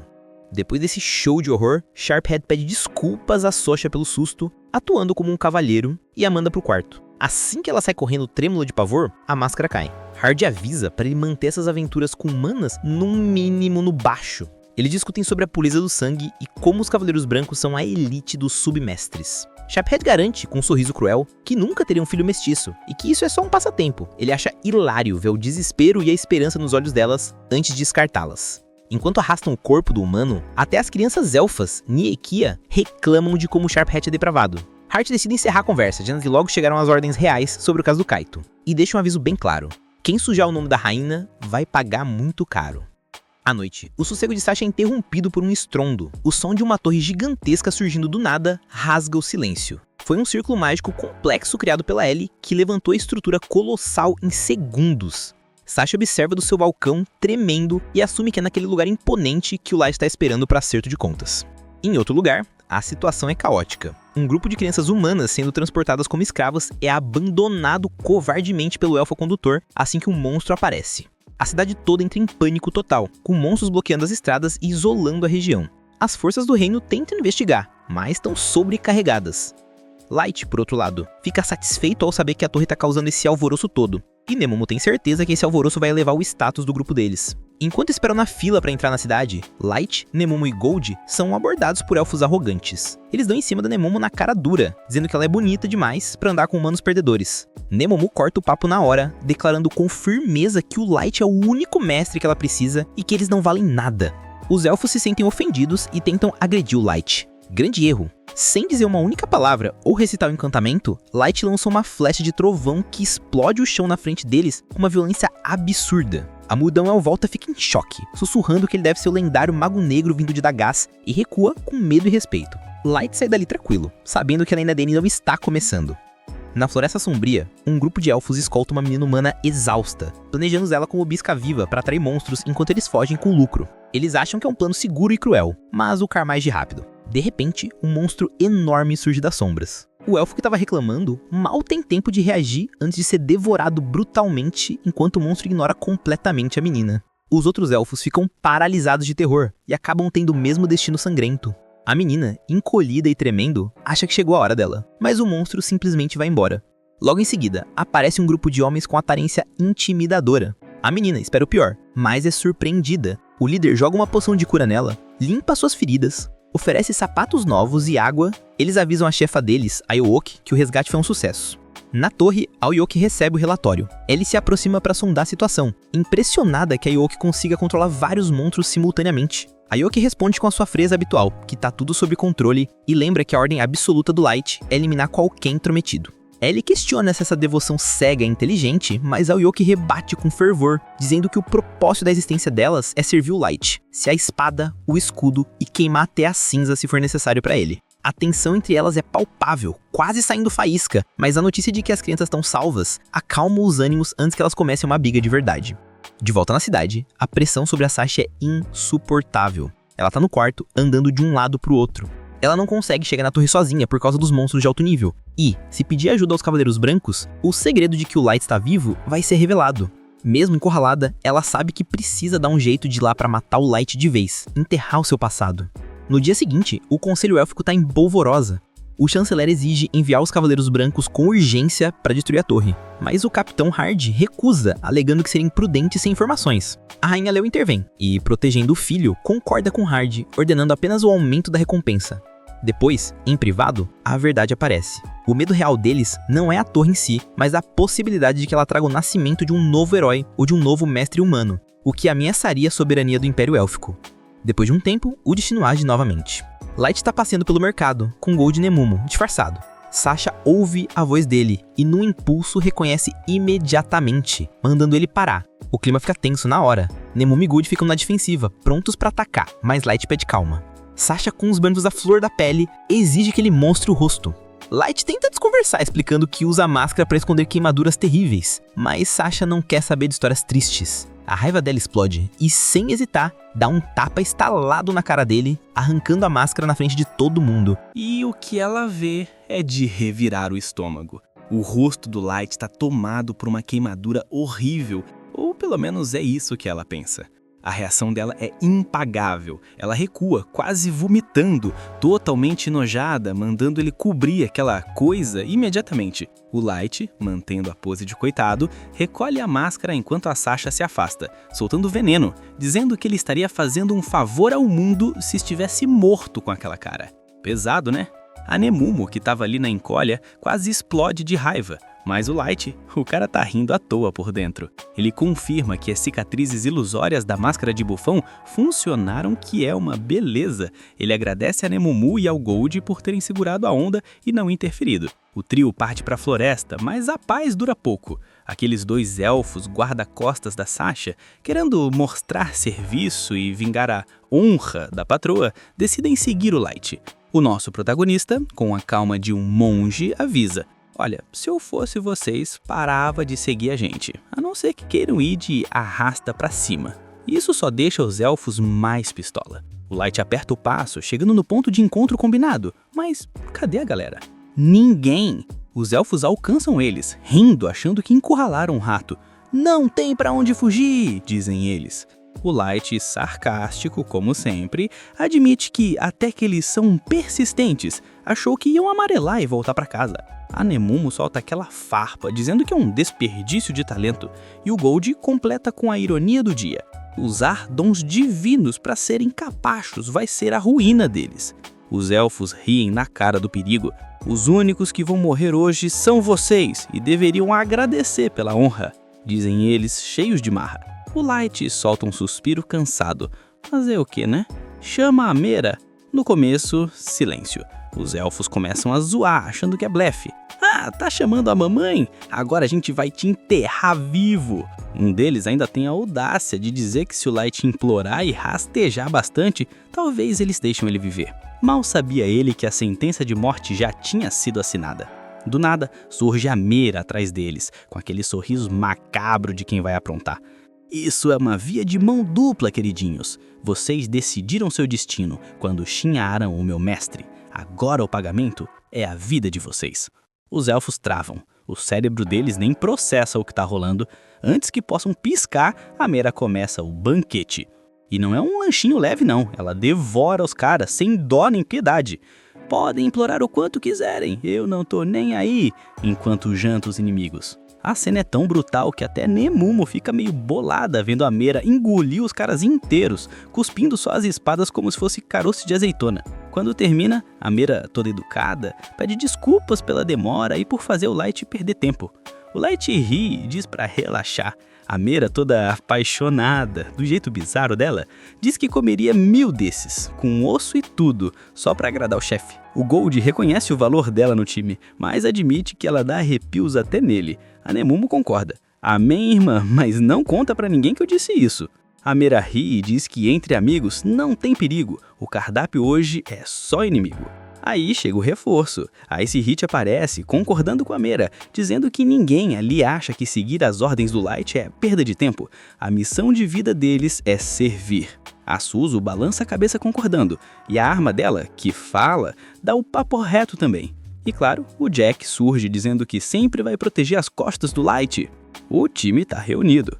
O Light, humilde, pede desculpas por dar trabalho para eles de servirem de escolta. A Ice Hit diz que nem esquenta, voar não era opção para não chamar atenção. O grupo começa a se mover pela floresta. O Light comenta que ficou surpreso do Jack ter vindo. O Jack, todo cheio de gíria, manda: "Qual é, ué? É o código dos parça, mano. Nem aí ia deixar meu brother na mão, ainda mais sendo a ideia da Eli." Nesse momento, o clima gela. As garotas olham pro Jack com aquele olhar de "vou te matar enquanto você dorme." Ninguém fala assim com o Mr. Light. O Jack percebe a tensão e manda: "O que foi, gente? Estão me olhando torto por quê? O Lightzinho não liga, nós somos tudo do mesmo time, sem formalidade." Ele argumenta que essa etiqueta toda só deixa o Light isolado num pedestal solitário. Se elas querem isso, vão ter que sair na mão com ele. A Ice Hit, sensata, pede para todo mundo baixar a bola. Jack, cala a boca. Meninas, relaxem, temos um trabalho para fazer. O clima fica meio pesado, mas segue o baile. Para quebrar o gelo, o Light puxa papo com a Ice Hit sobre o equipamento dela. Ela explica que tá usando as manoplas porque passou tanto tempo treinando como empregada que se sente estranha com a armadura completa. Ela e a Mera começam uma discussão bobinha, o que deixa o Light feliz por ver o clima melhorando.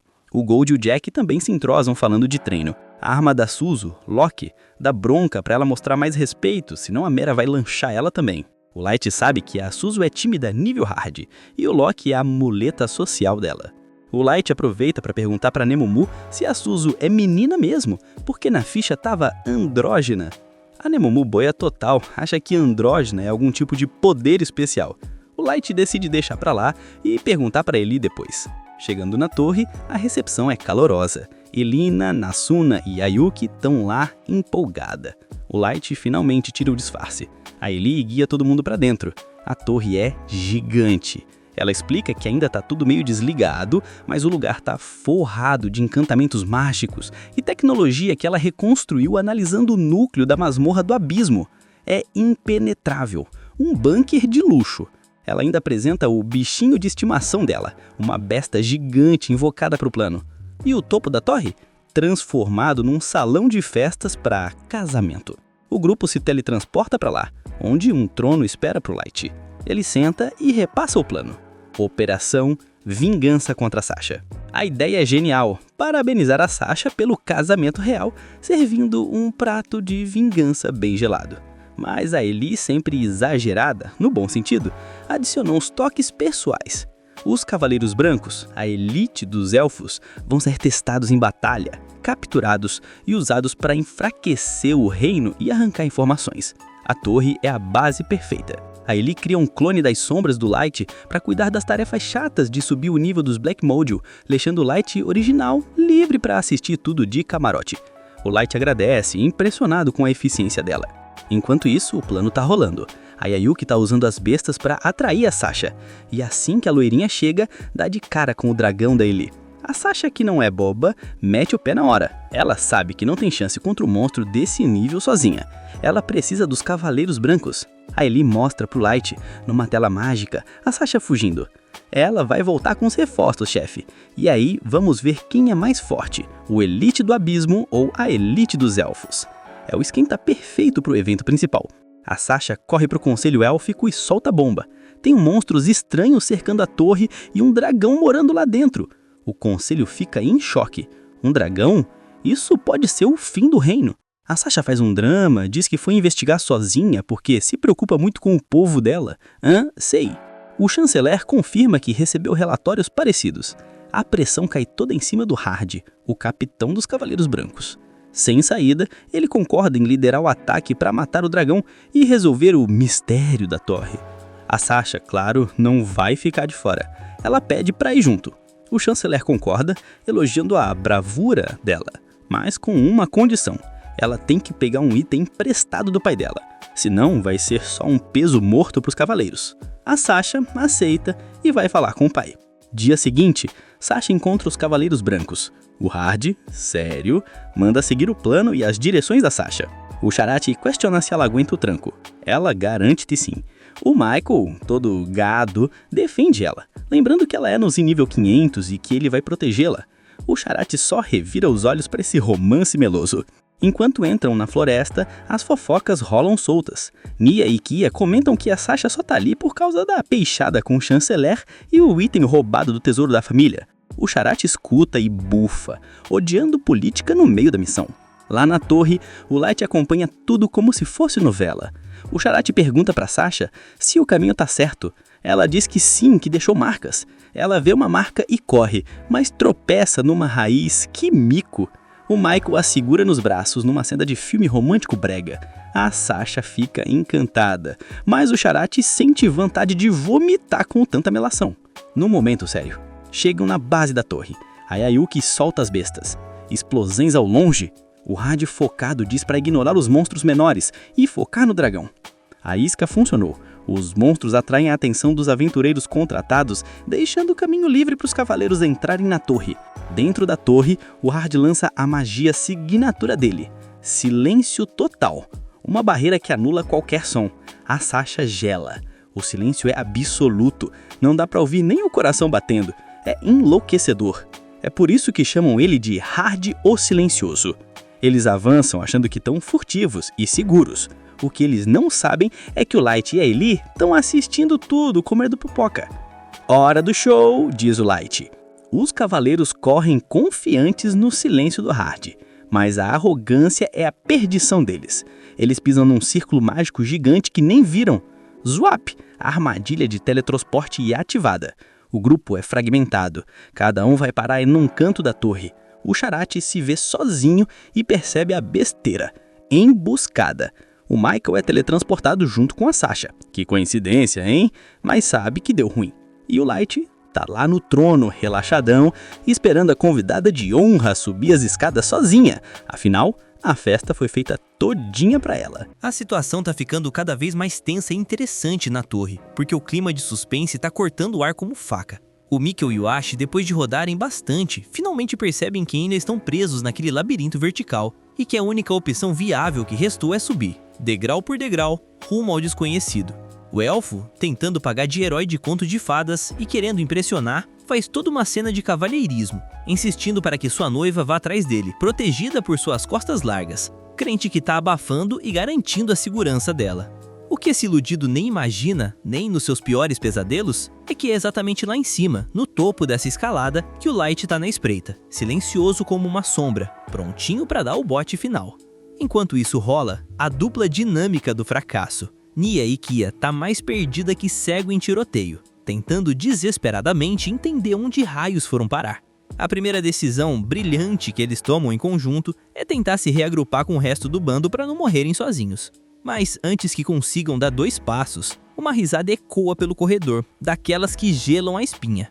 Alguém tá se divertindo às custas deles. São a Mera e a Ice Hit, que olham para os elfos com aquele desprezo clássico de quem vê um inseto insignificante. Elas comentam entre si, lamentando profundamente o fato de terem sido escaladas para lidar com o que parecem ser apenas crianças fracas e indefesas. A Mera, com a autoestima lá no teto, começa a reclamar, dizendo que é um desperdício de talento ela ter vindo acompanhada da Ice, já que ela, sozinha e com uma mão nas costas, daria conta daqueles frangotes sem suar a camisa.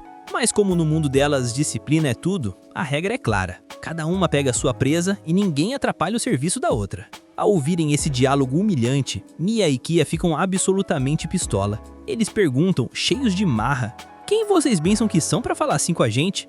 A Mera, sem papas na língua, manda real na cara dura, dizendo que elas são os inimigos deles, tecnicamente falando. Mas que usar a palavra inimigo é um elogio muito grande, porque eles são fracos demais para merecerem tal título. A Ice, que é um pouco mais sensata e menos impulsiva, solta aquele ditado antigo e perigoso. Lembra que até um rato encurralado morde o gato? Ou seja, não dá para subestimar completamente nem a mais patética das criaturas. Inclusive uma raça que elas consideram inferior como os elfos, que poderiam tentar algum truque sujo se pegos por surpresa. Isso atinge o orgulho dos moleques como um tapa na cara. Eles ficam furiosos, vermelhos de raiva, gritando que são os gloriosos cavaleiros brancos dos elfos e que para alguém ousar desprezá-los desse jeito, só pode ter perdido o juízo completamente. Cheios de uma confiança cega e estúpida, Eles partem pro ataque com sangue nos olhos, tentando eliminar as duas de uma vez. A arrogância é tanta que eles já estão planejando em voz alta como vão desmembrar as garotas e usar cada parte dos corpos delas como bola de futebol. Um papo de psicopata que mostra bem o nível dessa galera. Mas a realidade é dura. Mera e Ice esquivam dos ataques com uma facilidade irritante, como se estivessem apenas dançando uma valsinha entediante num domingo à tarde. Mudando o cenário pro outro lado da treta, encontramos o Sharp, que tá numa bad vibe pesada. O cara tá se lamentando profundamente porque sabe que fez uma besteira colossal caindo na armadilha e que o capitão dele vai comer o fígado dele no jantar por causa disso. De repente, ele sente uma presença estranha no ar e grita pra pessoa sair das sombras porque ele não tá com paciência pra esconde-esconde. E é aí que a Susu decide fazer a sua entrada triunfal. Ela sai da escuridão e encara sua presa fixamente. O que deveria ser um momento de tensão vira uma comédia romântica bizarra, porque o Sharp, em vez de preparar a arma, fica encantado. O maluco pira na beleza da Susu. O coração dele dispara e ele vira Gabi instantâneo. Ele começa a soltar umas cantadas baratas, dizendo para que a bela dama adoraria a companhia dela. A Susu, por sua vez, olha para ele com uma expressão de nojo tão profunda que quase dá para tocar. Nesse momento constrangedor, o Loki, a arma inteligente que a Susu carrega, resolve intervir e ser o porta-voz. Foi mal aí, parceiro, mas ela não pode te responder, a boca dela é selada. O elfo buga o cérebro na hora. Espera, uma arma que fala? Ele fica surpreso porque é a primeira vez na vida que vê um equipamento trocando ideia. Ele pergunta os nomes deles. E o Loki, super educado, mas letal, responde que não tem problema nenhum em dizer, mas avisa logo. Não precisa se dar o trabalho de decorar nossos nomes porque essa luta vai acabar mais rápido que salário na conta. O Sharp pergunta o que ele quer dizer com isso. E o Loki manda real na cara dura. É porque você vai ser eliminado agora. Isso deixa o Elter tristinho. Primeiro ele cai numa armadilha idiota e agora tem que lutar contra uma garota que ele achou linda de morrer. Mas a mente dele é fértil e ele decide que isso não vai impedir o amor de florescer. Ele acredita em amor à primeira vista e acha a Susu fofa e apertável. O elfo, num nível de ilusão estratosférico, sugere que eles esqueçam a briga e passem um bom tempo juntos. A Susu começa a sentir ânsia de vômito de novo. O Loki, pra acabar com a esperança do gado, traduz o sentimento dela. Sinto muito, cara, mas você não faz o tipo dela, nem um pouco. Na verdade, a sua simples existência física causa repulsa nela. O elfo, insistente como todo gado que se preze, pergunta desesperado: tá, mas qual é o tipo dela então? Eu posso mudar, eu me adapto a qualquer coisa. Mesmo achando isso um saco, a Susu sussurra pro Loki, que repassa a lista de exigências pro Sharp. Ela gosta de caras lindos, de cabelo castanho, rosto angelical, que sejam bondosos e majestosos. Ou seja, descreveu o Light todinho. O elfo ouve isso e percebe que já perdeu na largada. O Loki arremata. Olha como ela fala. Ela tá falando do Mestre Light. Foi mal, não vai rolar. Essa menção ao Light toca na ferida da Susu, que fica pistola com a rejeição implícita da realidade, pega o Loki e o joga contra a parede num acesso de raiva. O Loki tenta acalmá-la, lembrando que não tem mãos para se defender, mas a cena já virou um caos. Enquanto eles discutem a relação, o Sharp cansa de ser bonzinho. Ele diz que preferia uma resposta mais favorável. Mas já que não tem jeito, vai ter que ser na força bruta. Ele invoca uma besta invisível mágica e dispara direto na Susu, mas ela repele o ataque instantaneamente e contra-ataca, usando o Loki. O elfo consegue se defender e fica ainda mais maravilhado. Nossa! Ela é habilidosa, eu tô me apaixonando mais e mais. O Loki também fica surpreso por ter conseguido bloquear o disparo. E o elfo sente que essa luta vai ser no mínimo divertida. Enquanto o circo pega fogo ali, vamos dar uma olhada na performance digna de Oscar, só que ao contrário, do grupo do Light. Eles estão disfarçados no meio dos aventureiros comuns, fingindo que estão dando a vida para proteger a galera. Light, Gold e Nemumo formaram um grupo para eliminar as bestas ferozes. Mas o problema é que a atuação deles é nível teatro de escola primária. É muito ruim. Eles fingem que estão com dificuldade, dão golpes exagerados, fingem cansaço, tudo pra convencer os outros que estão fazendo a parte deles sem revelar o poder absurdo que tem. O nosso protagonista observa essa vergonha alheia com uma decepção profunda, mas entende que é necessário manter o disfarce. Voltando pra luta principal, Nia e Kia continuam correndo feito baratas tontas em alta velocidade pra tentar confundir Mera e Ice. Mas as duas já estão de saco cheio dessa brincadeira de pega-pega. Elas querem que os moleques desçam pro play e lutem de verdade, porque até agora parecem esquilos falantes e covardes. Nia rebate que não são só palavras, e no mesmo instante conjuram lâminas de ar comprimido, enviando-as numa velocidade impressionante. Eles se posicionam nas costas das garotas e atacam de novo. Mas adivinha, Elas desviam de tudo com uma calma irritante. Pra Nia e Kia isso é só o aquecimento. Eles acham que Mera e Ice estão com sorte, mas garantem que podem manter esse ritmo todo dia. Eles lançam o feitiço Cutírias Multiaéreas, mandando um monte de chicotes de vento.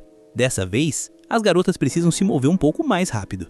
Aproveitando a distração, um dos elfos lança uma adagar e consegue fazer um corte na Mera, e o outro aparece velozmente para decepar o braço dela. Eles comemoram rindo e suando confiança, achando que ganharam o jogo. Mas a Mera, com a cara de tédio absoluto, pergunta pra Ice se elas já avaliaram o potencial dos inimigos o suficiente. A conclusão é triste. Eles são muito mais fracos do que pareciam. Os elfos ficam insultados, achando que elas estão delirando. Mas a Mera aponta um detalhe macabro. A espada do elfo não tem sangue nenhum. Quando eles olham direito, começam a duvidar da realidade. Foi tudo uma finta.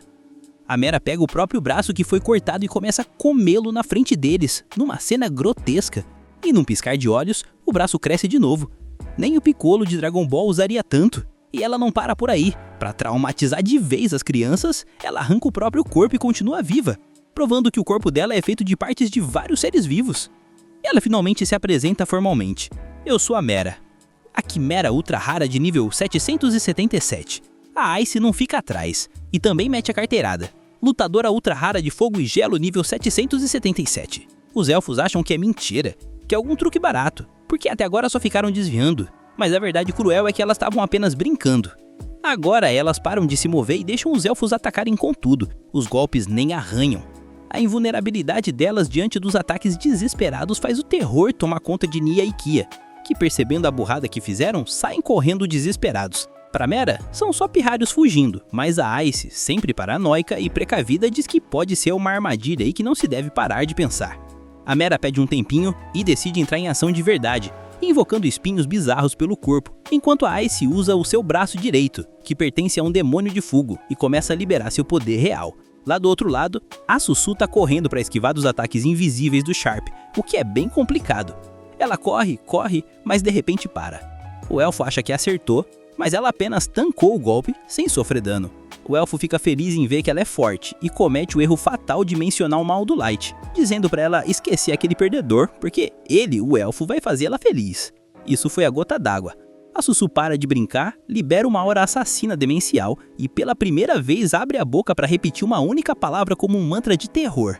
Morre, morre, morre, morre! Voltando pros elfos fugitivos, Nia e Kia porrem até um beco sem saída. De repente uma onda de calor absurda atinge o local. O fogo da Ice Heat transforma o ambiente num forno industrial. Os elfos sentem que vão assar vivos. Eles tentam materializar gelo para se proteger, invocam paredes congeladas, mas o calor é tão intenso que o gelo derrete instantaneamente, virando vapor antes de mesmo se formar. Nia grita para Kia que eles precisam fugir, tentam recitar feitiços longos de defesa, mas é inútil. O calor começa a sufocá-los, a armadura derrete grudando na pele, queimando a carne. É uma morte horrível e lenta. Eles nem conseguem mais falar, e num instante são consumidos pelas chamas da Ice Heat, virando cinzas sem deixar rastro. Enquanto isso, a bela e aterrorizante Sussu pistolaça, disparando uma chuva de balas mágicas para todo lado. O Sharphead, que antes estava todo amorzinho, agora teme pela própria vida. Cada bala da Sussu carrega uma maldição diferente. Confusão, cegueira, paralisia, ilusão, hipnose é o combo completo da desgraça. O elfo tenta contra-atacar, mas uma bala destrói a arma dele. Mera e Ice chegam ao local e encontram os restos mortais dos inimigos. A Ice diz que quase se deixou levar e incinerou tudo, confirmando que os seres do exterior são fracos demais. Nia e Kia, ou o que sobrou da consciência deles no além, imploram por ajuda, mas a Mera é fria. Agora vocês pedem clemência. Quando matavam humanos vocês não tinham essa pena toda. Estamos apenas sendo recíprocos. Ela usa seus feitiços para engolir o que testou deles, fazendo-os desaparecerem para sempre. Do lado do Sharphead a situação não é melhor. A Sussu transformou em peneira. Ele pede piedade, mas a raiva dela é infinita. Ela o esmaga repetidas vezes sem parar. O Loki tenta avisar que o Light não gostaria disso, mas ela não ouve. Só quando o Loki lembra que o elfo pode estar vendo por baixo da saia dela, é que ela recobra a consciência e volta a ser uma boa menina, ficando super envergonhada. O elfo já era, virou patê.